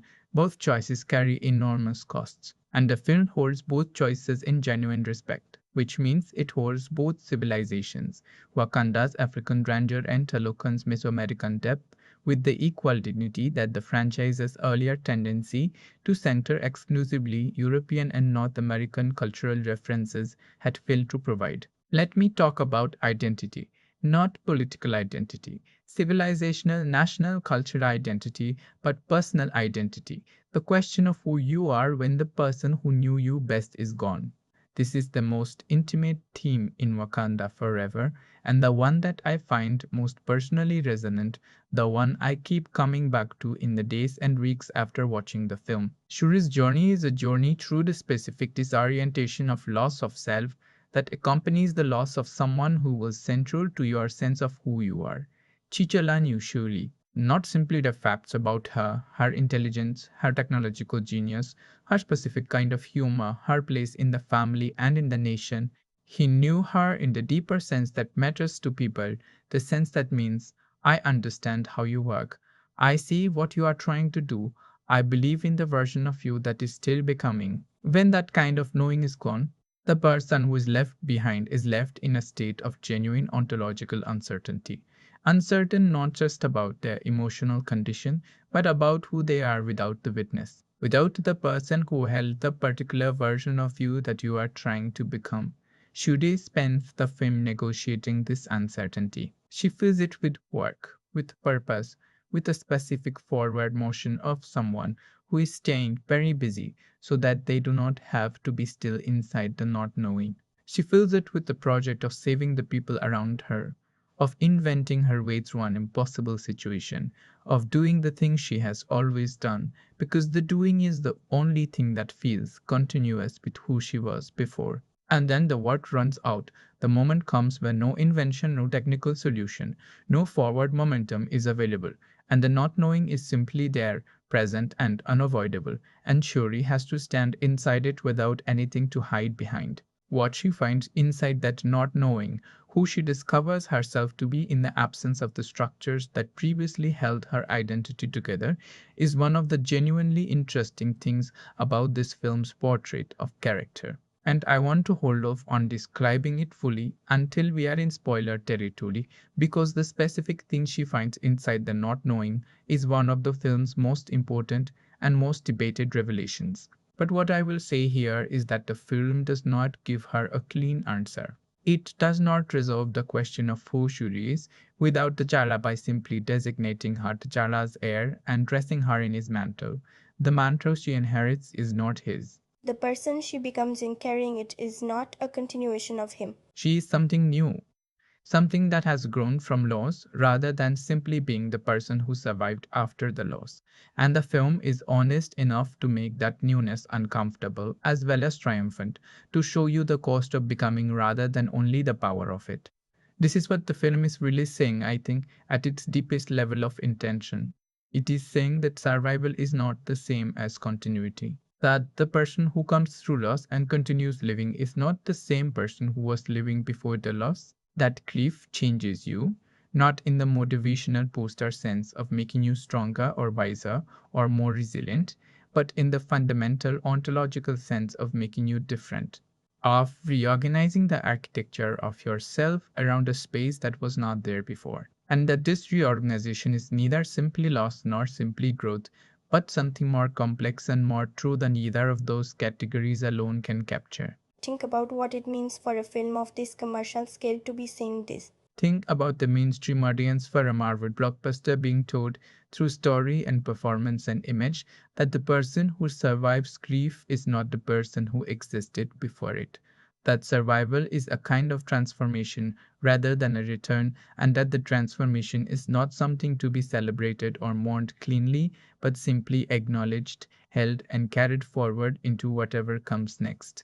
This is the kind of truth that takes courage to put at the center of a franchise film. And Cochlear and Cole put it there and built the entire structure of the narrative around it. And the film is better and more honest and more important for having that courage. Let me talk about the motifs and recurring images in Wakanda Forever. Because the film uses visual repetition in ways that carry enormous thematic weight, and paying attention to those repetitions changes how you read the story. Water is everywhere in this film. Not simply as the medium of Talokan, not simply as the literal element in which a hidden civilization lives, but as a recurring symbolic presence that carries the film's central emotional content. Water is the element of grief in Wakanda Forever. It is the element of the uncontrollable, the unbounded, the thing that cannot be held in shape, the thing that finds its own level no matter what structures you build to contain it. Every significant emotional moment in this film is associated with water. The opening sequence, the scene at the waterside, the underwater world where the two civilizations first truly encounter each other. The ritual by the sea that marks the attempt to complete mourning. The ocean that is simultaneously the hiding place of an entire civilization and the element in which that civilization has learned to breathe. Water in this film is what grief feels like. The way it gets into everything, fills every available space, refuses to be bounded by the containers you put around it, and yet is also, when you learn to exist inside it rather than fight it, the element in which extraordinary life is possible. Fire appears as water's counterpart. Fire as the element of rage and transformation, the thing that destroys and also purifies, the thing that is beautiful and also uncontrollable in a different way than water is uncontrollable. The burning of the burial clothes, the ritual act that is meant to mark the end of mourning, is done with fire, and the film frames it as simultaneously a release and a danger, a choosing of the future and a rupture with the past, something that cannot be undone once it has been done. The moment of transformation in the film's key third act sequence is also associated with fire, with heat, with burning, with the feeling of something being forged under conditions of extreme pressure. Fire in this film is the element of becoming, of the painful, irreversible, necessary process of being made into something new by forces you did not choose. The colors of the film carry meaning that rewards attention. The white and pale blue of Wakandan mourning, present in the funerals, recurring in unexpected places throughout the film, are the colors of grief as a continuous presence, grief that is not abandoned when the formal mourning period ends, but simply changes form, becomes woven into the everyday rather than displayed as an exception. The deep blues and greens and bioluminescent golds of Talokan are the colors of a world that has adapted to the dark, that has found beauty and sustenance in the place the surface world cannot reach, and has stopped mourning the light it was denied long enough to appreciate the particular splendor of the deep. The purple gold of the Black Panther suit in its new iteration is a color that speaks of both continuation and difference. The same tradition in a new key, the same commitment expressed through a different person's body and the different person's grief. The vibranium meter itself, the original source of both civilizations' extraordinary technological capacity, is a recurring symbolic presence in the film's backstory, a literal piece of the cosmos that fell to Earth and changed everything it touched. There is something in the film's meditation on oblivion, on this substance that is simultaneously enormously powerful and enormously dangerous, that has given both Wakanda and Talokan their extraordinary capabilities and also made them targets, that connects two civilizations across their apparent differences in ways neither of them chose, that resonates with the film's treatment of grief as a substance. Grief, like vibranium, is powerful and dangerous. It enables extraordinary things. It makes you a target. It connects you, whether you chose the connection or not, to everyone who has ever carried the same weight. Now, let me talk about the cultural conversation that Wakanda Forever arrived into and the cultural conversation it started. Because a film does not exist in a vacuum, and this film arrived at a specific moment in history with a specific set of cultural coordinates that shaped both how it was received and what it was able to mean. November 2022. 2 years into a global pandemic that had made grief collective, unprocessed, inadequately ritualized grief the defining experience of a generation, a cultural moment in which the world had lost an extraordinary number of people, had lost them in conditions that made normal mourning impossible, no gatherings, no funerals, no communal rituals of loss, and had been asked to continue functioning as though normal mourning was something that could simply be postponed. Every day, every tenant of that selling quit tenants our limited drift, takes our limit, but our limit. One that is mourning interrupted by the arguing demand or tundiment sadfall, one the near universal human experience. And into that moment arrived a film about exactly that, about loss without adequate ritual. About grief that keeps getting interrupted by the demand to function, to lead, to be something for the world that you can barely manage to be for yourself. About the impossibility of processing loss quickly enough for the people at you and the cost of that impossibility. The timing was not calculated. Ryan Coogler did not make this film with a pandemic audience in mind. The circumstances that shaped Wakanda Forever's emotional landscape were specific to the loss of Chadwick Boseman, not to the broader losses of the pandemic years. And yet, the convergence, the specific grief of this film meeting the specific grief of its moment, created something that transcended the individual circumstances of each. Wakanda Forever became, for many of its viewers, a film that was speaking to their experience in ways that felt almost uncanny in their accuracy. The people who described feelings seen in their grief by this film were not only describing their relationship to Chadwick Boseman. They were describing something that had happened to them in their own lives, their own rooms, their own impossible year, and finding it reflected back with care and honesty and intelligence in a blockbuster superhero film. This is the deepest kind of cultural resonance a film can achieve. Not the resonance of explicit address, of being about the thing you are experiencing, but the resonance of emotional recognition, of a film telling a different story that nonetheless illuminates something true about your story. Wakanda Forever did not set out to be a pandemic film. It became one in the way that only genuine art can become things, by being honest about one specific human experience with enough depth and enough universality that the honesty transfers across context. The grief is different as the circumstances are different, the specific people lost are different. But the quality of the grief, the way it refuses to be managed, the way it interrupts function, the way it makes you into someone you do not entirely recognize, the way it connects you to other grieving people in bonds that are painful and profound, this is the same. And Wakanda Forever holds this sameness with enough care that the holding feels like recognition, and recognition in the middle of loss is the closest thing to comfort that actually works. The film also arrived in the context of ongoing, serious public conversation about representation in mainstream cinema, about who gets to be the hero of the largest stories our culture tells, about whose faces appear on the screen that the whole world watches, about whose mythologies and cultural histories are treated as worthy of the full resources of the global film industry.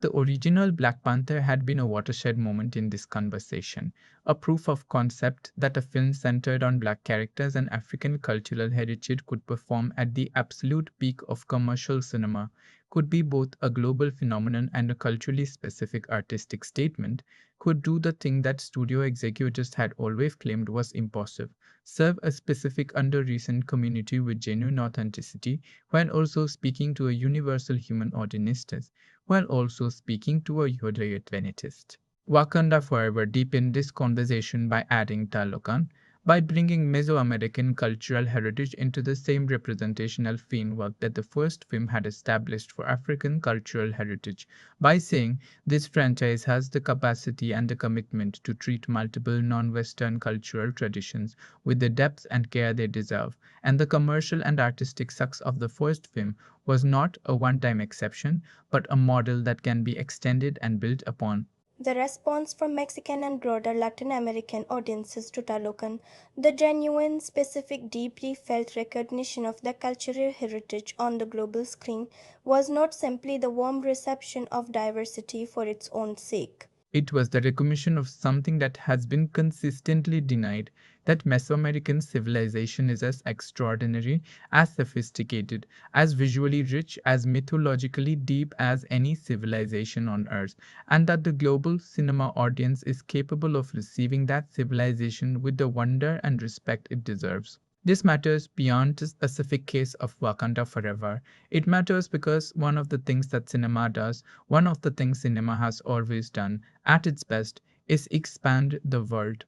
It shows you civilizations you have not visited, experiences you have not had, perspectives you have not inhabited, and invites you to be changed by the encounter. For too long, mainstream cinema showed one kind of civilization as default as the world, and offered everything else as exotic variation, as other, as context for stories that were ultimately about the default. What the Black Panther films have done, and what Wakanda Forever does in particular, is insist that there is no default, that the world is vast and complex and full of civilizations with equal depths of history, equal resources of beauty and tragedy and wisdom, and that cinema is large enough, if it chooses to be, to hold all of them with equal dignity. The film also participates in a broader cultural conversation about the relationship between grief and spectacle, about what it means to mourn publicly, to make art from loss, to invite strangers to sit inside your grief as a formal and communal act. The history of public mourning in Black American culture specifically, the tradition of the funeral as community event, as celebration as well as lamentation, as an assertion of life and dignity in the face of a world that has historically treated Black death with indifference, is relevant here, both as cultural context for how certain audiences receive the film and as part of the tradition the film is drawing on and participating in. The opening sequence of Wakanda Forever, which I will describe fully in the spoiler section, is an act of public mourning of extraordinary formal beauty, and its specific aesthetic draws on traditions of communal grief that are specific and culturally grounded in ways that reward attention and respect. Wakanda Forever is finally also film that participates in the ongoing conversation about superhero cinema as an artistic form, about what the genre can and cannot do, about the relationship between commercial obligation and artistic ambition, about the degree to which franchise filmmaking is compatible with genuine artistic statement. This conversation has been happening with increasing intensity throughout the period of the MCU's dominance, as critics, filmmakers, and audiences have argued about whether superhero films can be genuine art, whether the genre's conventions and commercial imperatives are compatible with the kind of formal and emotional risk taking that genuine art requires. Wakanda Forever does not definitively illustrate this argument. What it does is make the argument more complicated in an interesting way. It demonstrates beyond reasonable doubt that the genre is capable of housing genuine emotional sophistication, that a superhero film can be a grief film, can be a politically nuanced film, can be a film about identity and loss and cultural survival that operates at a level of thematic depth that would be considered serious and significant in any context. It also demonstrates the costs and limitations of that demonstration the places where the franchise obligations press back against the artistic ambition and leave visible marks. The film is not a perfect artistic object precisely because it is a Marvel film with all that implies, and the imperfections are the imperfections of a specific kind of constraint rather than a failure of talent or intention. But the achievement within the constraint is real and substantial and matters for the ongoing conversation about what this genre can be. Does Wakanda Forever feel timeless or perfectly of its time? I think the honest answer is both in different proportions for different elements of the film. The grief at its center, the specific quality of the loss the film is processing, and the specific honesty with which it processes that loss has a timeless quality.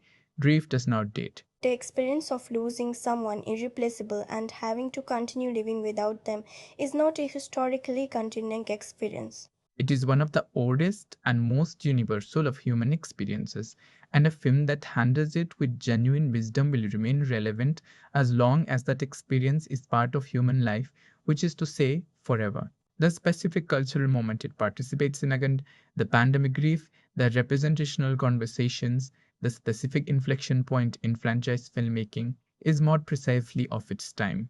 10 years from now, the context will be different, and some of what the film is doing in relation to that context will require explanation rather than simply recognition. But this is true of almost all great culturally specific art, and it does not diminish the achievement, it contextualizes it. Great films are almost always both timeless in certain of their truths, specific in certain of their conversations, and the intersection between the timeless and the specific is where the most interesting meaning lies. From this moment, we go into full spoilers. If you have not yet seen this film, stop here, go experience it first, and come back. Some things deserve to be felt before they are understood. And if you are still here, then you have seen this film. You have sat inside it. You have felt what it does to you in the dark of a theater or in the quiet of your own room. And you are ready now to go back in together, not to experience it for the first time, but to understand it more fully, to turn it over in the light and see what has been there all along, waiting for a second look. So let us go back to the beginning, the real beginning, the beginning the film gives us before we are ready for it. The film opens not with action, not with spectacle, not with the establishing grandeur of a civilization introducing itself to a new audience.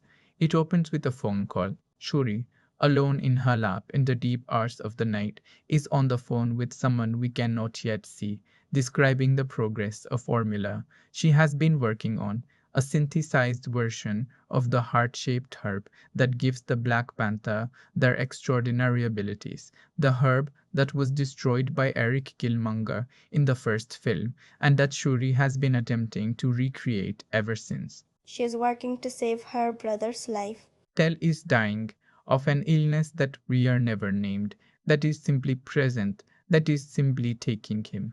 And Shuri, who has solved every other problem that has ever been put in front of her, is working to solve this one with the same disciplined, focused intelligence she has always brought to every challenge. And she is failing. The formula is not complete. The synthesis is not working. The science is running out of time. And then the scene cuts, and we are in a great hall in Wakanda. And the hall is full of people dressed in white and pale blue. And Shuri is there, standing in the grief clothes she did not want to put on, and her brother is gone, and she did not finish in time, and there is nothing left to invent. Think about what Ryan Coogler is doing in this opening.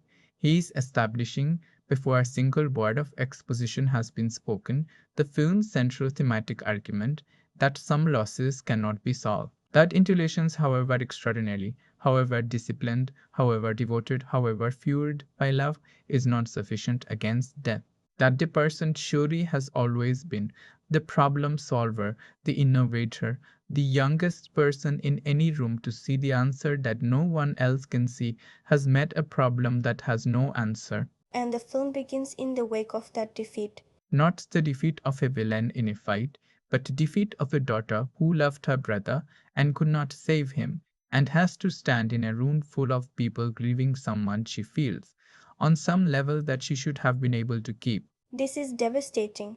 And it is carefully precisely constructed to be devastating in a very specific way, not through melodrama, not through musical amplification, not through the conventions of a grief scene in a conventional film. It is devastating because of what it withholds.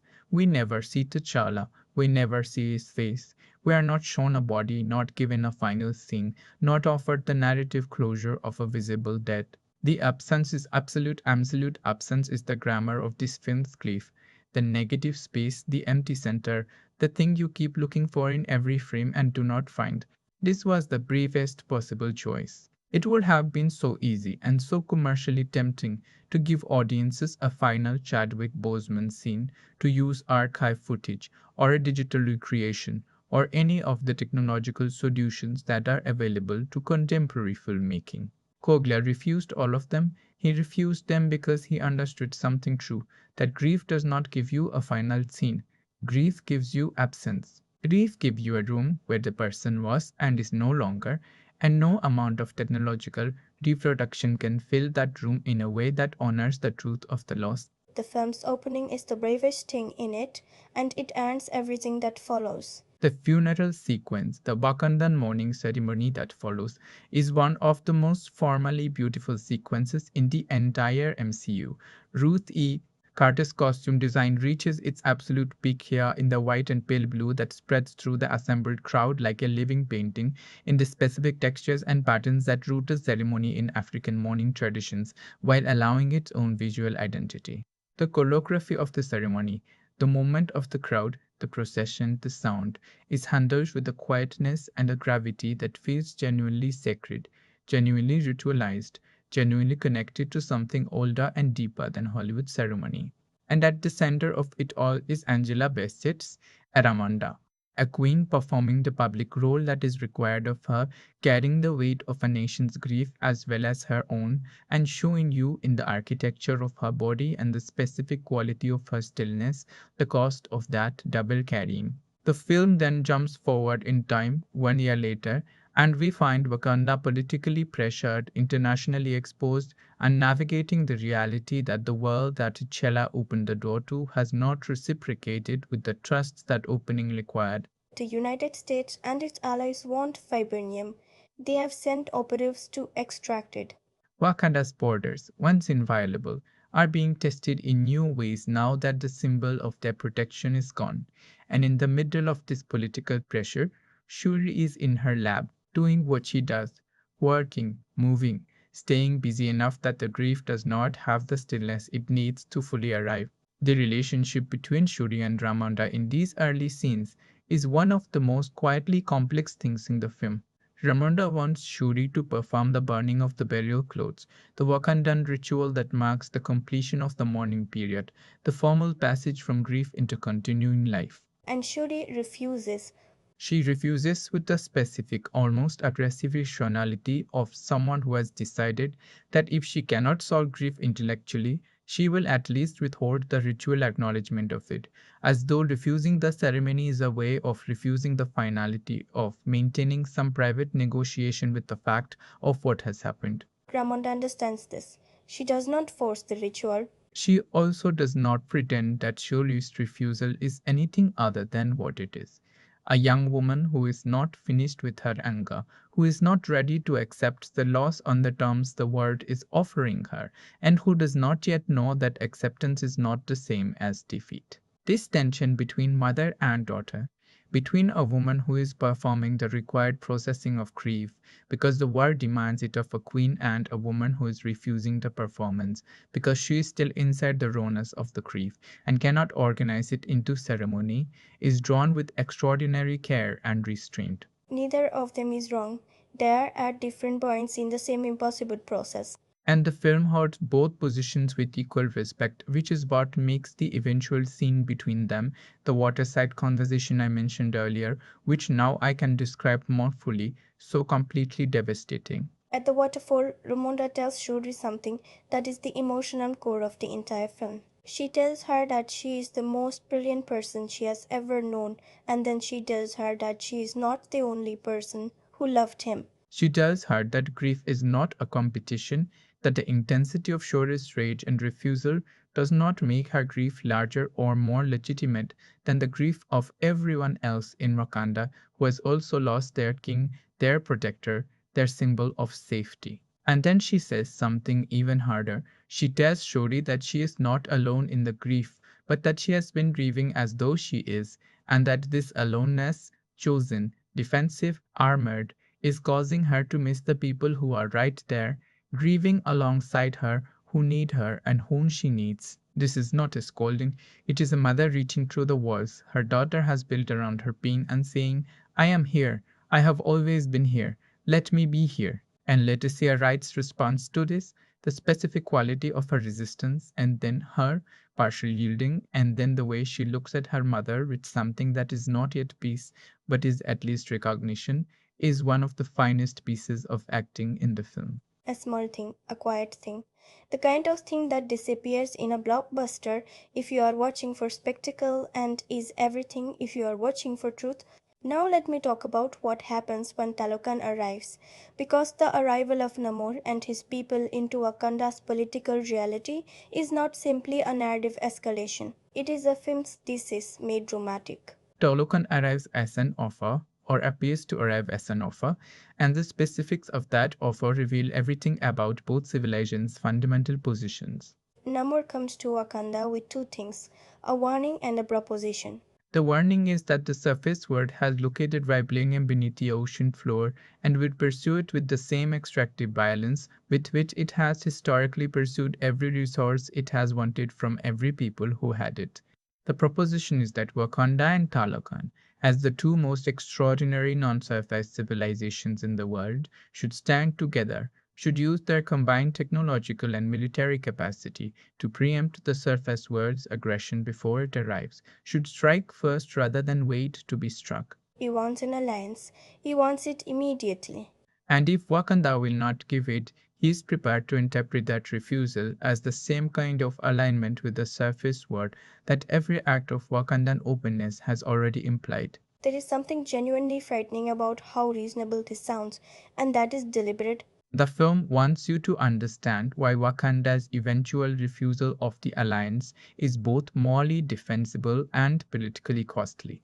Why saying no to Namor is not a simple victory of peace over violence, but a complicated choice with consequences that will not be avoided simply by making it. Wakanda says no because Wakanda believes in a world where the violent cycle can be broken, where openness is a better long term strategy than preemption, where T'Challa's decision to engage with the surface world rather than conquer or destroy it, it was the right decision, even given the cost it has incurred. But the film does not let Wakanda's no be clean. It lets it be costly. It lets Namor prove, in everything that follows, that his prediction about the surface world's behavior was accurate. The warning was real. The proposition was made in good faith by Namor's lights, and Wakanda's refusal of it has consequences that arrive with terrible speed. The discovery of Riri Williams, the young MIT engineering student who independently developed a vibranium detection device that brought Talokan to the surface world's attention, is the film's MacGuffin. But it is a MacGuffin with genuine emotional substance. Riri did not build her device to cause harm. She built it because she could, because she is the kind of person for whom extraordinary intellectual problems exist to be solved, and the existence of vibranium in the ocean floor was a problem that her intelligence could not leave alone. There is something in Riri's situation that resonates with the film's larger thematic argument about the relationship between extraordinary ability and the unintended consequences of using it. Shuri's extraordinary ability could not save T'Challa. Riri's extraordinary ability accidentally two civilizations. Intelligence, the film keeps insisting, is powerful and not sufficient. It can build things of extraordinary sophistication that the person who builds them cannot fully control. It can solve every problem except the ones that are not problems but simply facts.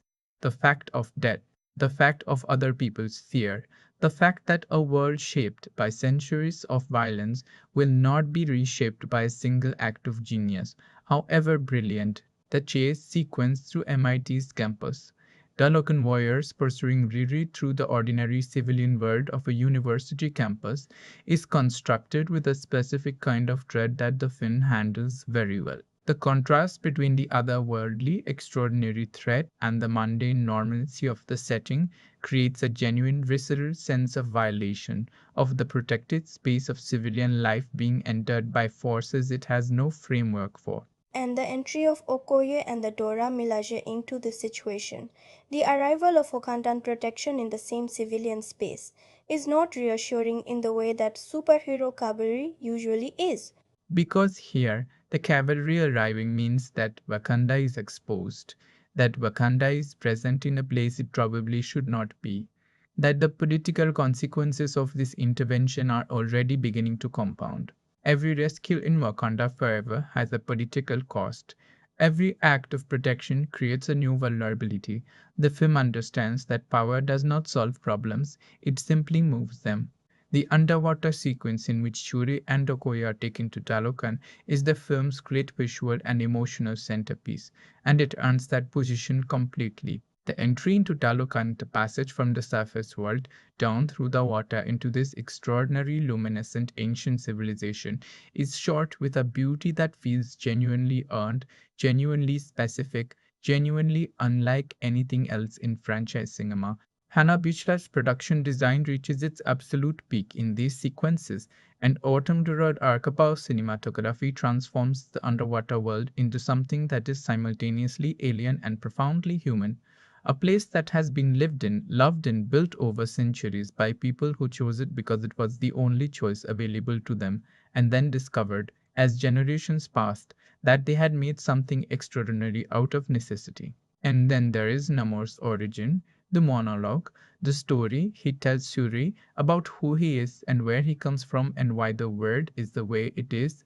The story Namor tells begins in the 16th century with a community of Maya people on the Yucatan Peninsula who were dying of a disease that the Spanish colonizers had brought to a world that had no immunity to it. A shaman in the community found a vibranium enriched plant growing along the water's edge, and she created a potion from it that saved the community, transformed them, gave them the ability to breathe underwater, changed the color of their skin, and the nature of their existence in ways that were permanent and irreversible. She saved them, she changed them, she made them into something that could no longer live on the surface that was killing them. And she led them into the sea where they built the civilization that would become Talokan. Namor was born underwater, the first child born in Talokan itself, rather than brought there from the surface. But his mother was not born underwater. His mother was born on land, and she carried that land in her body even after she had left it, carried it in the way you carried the place that made you, the people who were your first world. And before she died, she asked Namor for one thing, to take her body back to the land of her birth, to bury her among the ancestors who had made her, to give her the death the surface world had tried to take from her community before it took anything else. And Namor did it. He rose from the sea, the first time he had ever been on land, the first time he had breathed air rather than water, and he walked among the descendants of the people who had destroyed his mother's world. And what he found there was exactly what 600 years of Dalukan history had taught him he would find, a world that had taken everything from the people he loved and had not acknowledged the taking, had not made repair, had simply continued and expanded and built its own grandeur on the ruins of the world it had destroyed. Tenoch Huerta tells this story at a near whisper. The film gives him the time to tell it fully. There is no score under the most important moments of it, just his voice and the water and Shuri listening. And what you hear is not the origin story of a villain. It is the origin story of a wound. It is the story of the first injury and all the subsequent choices that injury necessitated, and the way those choices calcified over centuries into something that looks like ideology but is actually, at its root, simply grief. Simply the grief of a child who watched his mother long for a home she had been driven out of, and who has never, in 600 years, been able to make the word answer for that crime. Think about what this means for the film's central dramatic argument. Namor is not wrong about what was done to his people. He is not inventing the history of colonial destruction that motivated the founding of Talokan. The Spanish conquest of Mesoamerica is historical fact, documented, enormous in scale, catastrophic in consequence. The specific trauma that Namor's origin describes is the trauma of millions of real people, not simply the backstory of a fictional character. And by rooting Namor's worldview in that specific real, verifiable history, the film is doing something that most franchise cinema would never risk. It is asking you to understand, fully and without comfortable distance, why someone chooses preemptive violence. Not to approve of it, not to endorse it. But understand it so completely that the understanding itself becomes uncomfortable, because once you understand it, the clean moral geometry of hero versus villain becomes unavailable, and you are left with something more honest and more difficult: two wounded civilizations trying to navigate a world that has not given either of them a good reason to trust it. The conversation between Shuri and Namor in Talokan, the extended dialogue that constitutes the emotional center of this sequence, is where the film's mirroring is most explicitly drawn. Namor sees in Shuri something he recognizes, not her power or her intelligence, though he respects both. He sees her grief.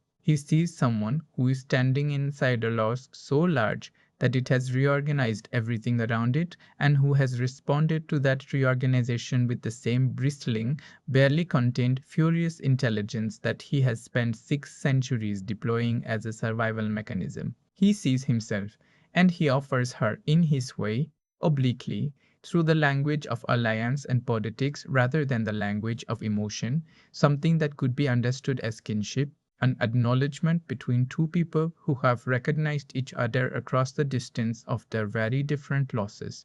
Shuri does not accept this kinship easily or cleanly. She is suspicious of it. She is suspicious of everything in Talokan, everything that is beautiful and extraordinary and seductive about it, because she is also aware that she and Okoye are not guests. There's something closer to hostages. The warmth that Namor extends is rare. The film makes clear it is rare, and it is also coercive, and Shuri is intelligent enough to hold both of those truths simultaneously without allowing one to cancel the other. This is sophisticated characterization. She does not respond to Talokan's beauty by being enchanted into trust. She's enchanted. She cannot help being enchanted. No one with eyes could be brought into Talokan and not be moved by it. And she remains politically clear, which is harder and more honest than either simple enchantment or simple suspicion would be.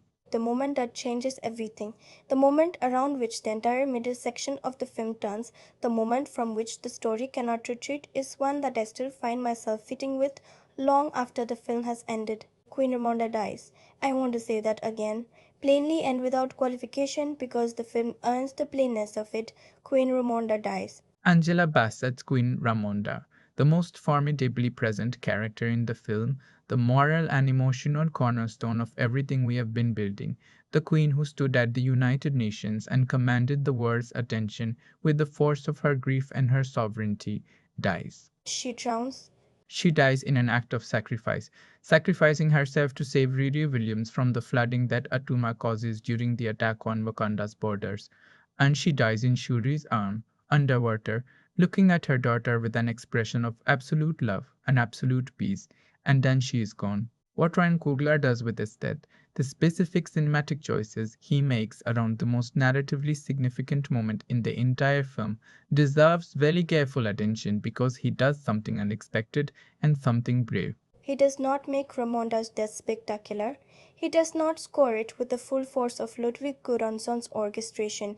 He does not give it the visual language of an epic moment. He gives it the visual language of a small, intimate, devastating truth: a mother and a daughter, underwater, and then only a daughter. The scale of the loss is communicated through the complete absence of skill, through the quiet, through the water, through the specific quality of the moment that precedes and follows it.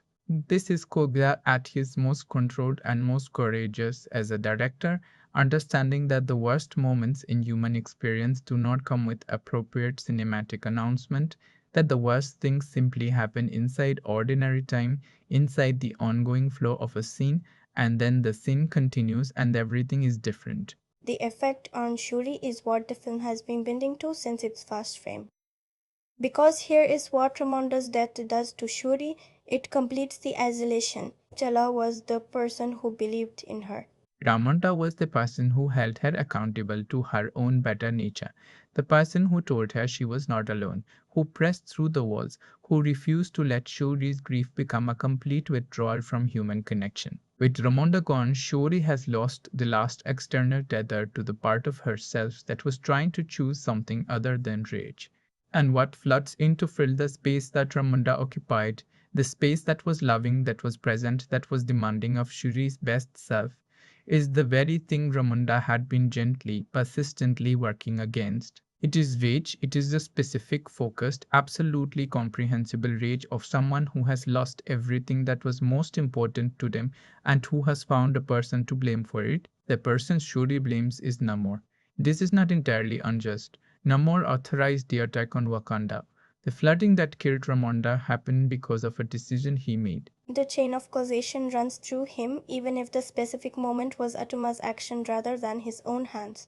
And Shuri, who is a scientist, who is someone who traces causes to their sources with professional precision, traces this one to no more and holds it there with absolute certainty. Namor killed her mother. That is what she knows. That is what she intends to respond to. Now, the film performs the ceremony. Shuri undergoes the heart-shaped harp ritual. Not with the recreated harp she was trying to synthesize at the film's beginning, but with a synthesized version she has finally completed. In the grief fury of the weeks following her mother's death, the ritual is meant to connect the new Black Panther to the ancestral plane, to the spiritual dimension where the predecessors of the mantle exist, where their wisdom is available, where guidance and grounding can be found. Every previous Black Panther who has undergone this ritual has encountered a specific ancestor who embodied the values they needed to develop, the wisdom that their specific moment required. Chila encountered his father. He encountered the long line of Wakandan kings. Shuri encounters Killmonger. Think about this choice for a moment. Really think about it, because it is one of the most daring and most honest choices in the entire film.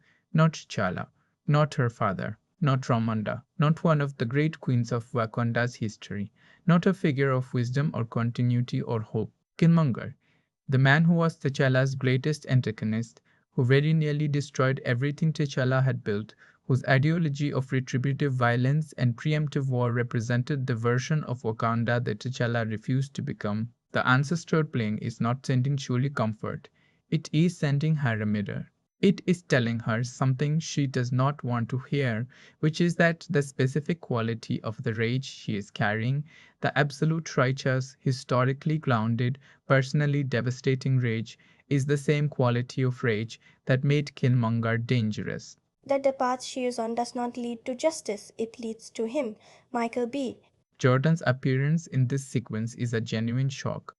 Both the shock of surprise for first time viewers and the shock of recognition that arrives immediately after the surprise, the realization that this is exactly the right choice, that no other ancestor could have said what needed to be said to Shuri in this moment. I have been this feeling, and he is not warning her against it from a position of moral superiority. He is a man who followed this feeling all the way to its conclusion, and is now, in whatever dimension the ancestral plane represents, living with the consequences of that following. He is not trying to save her from herself, he is simply showing her where the road goes, the road she is on, the road he took, the destination it leads to. Letitia Wright in this sequence delivers something I find genuinely difficult to describe, a performance that is operating in three registers simultaneously. There's the emotional register, which is the young woman being confronted with the possibility that her grief has made her into something she would not have chosen to be.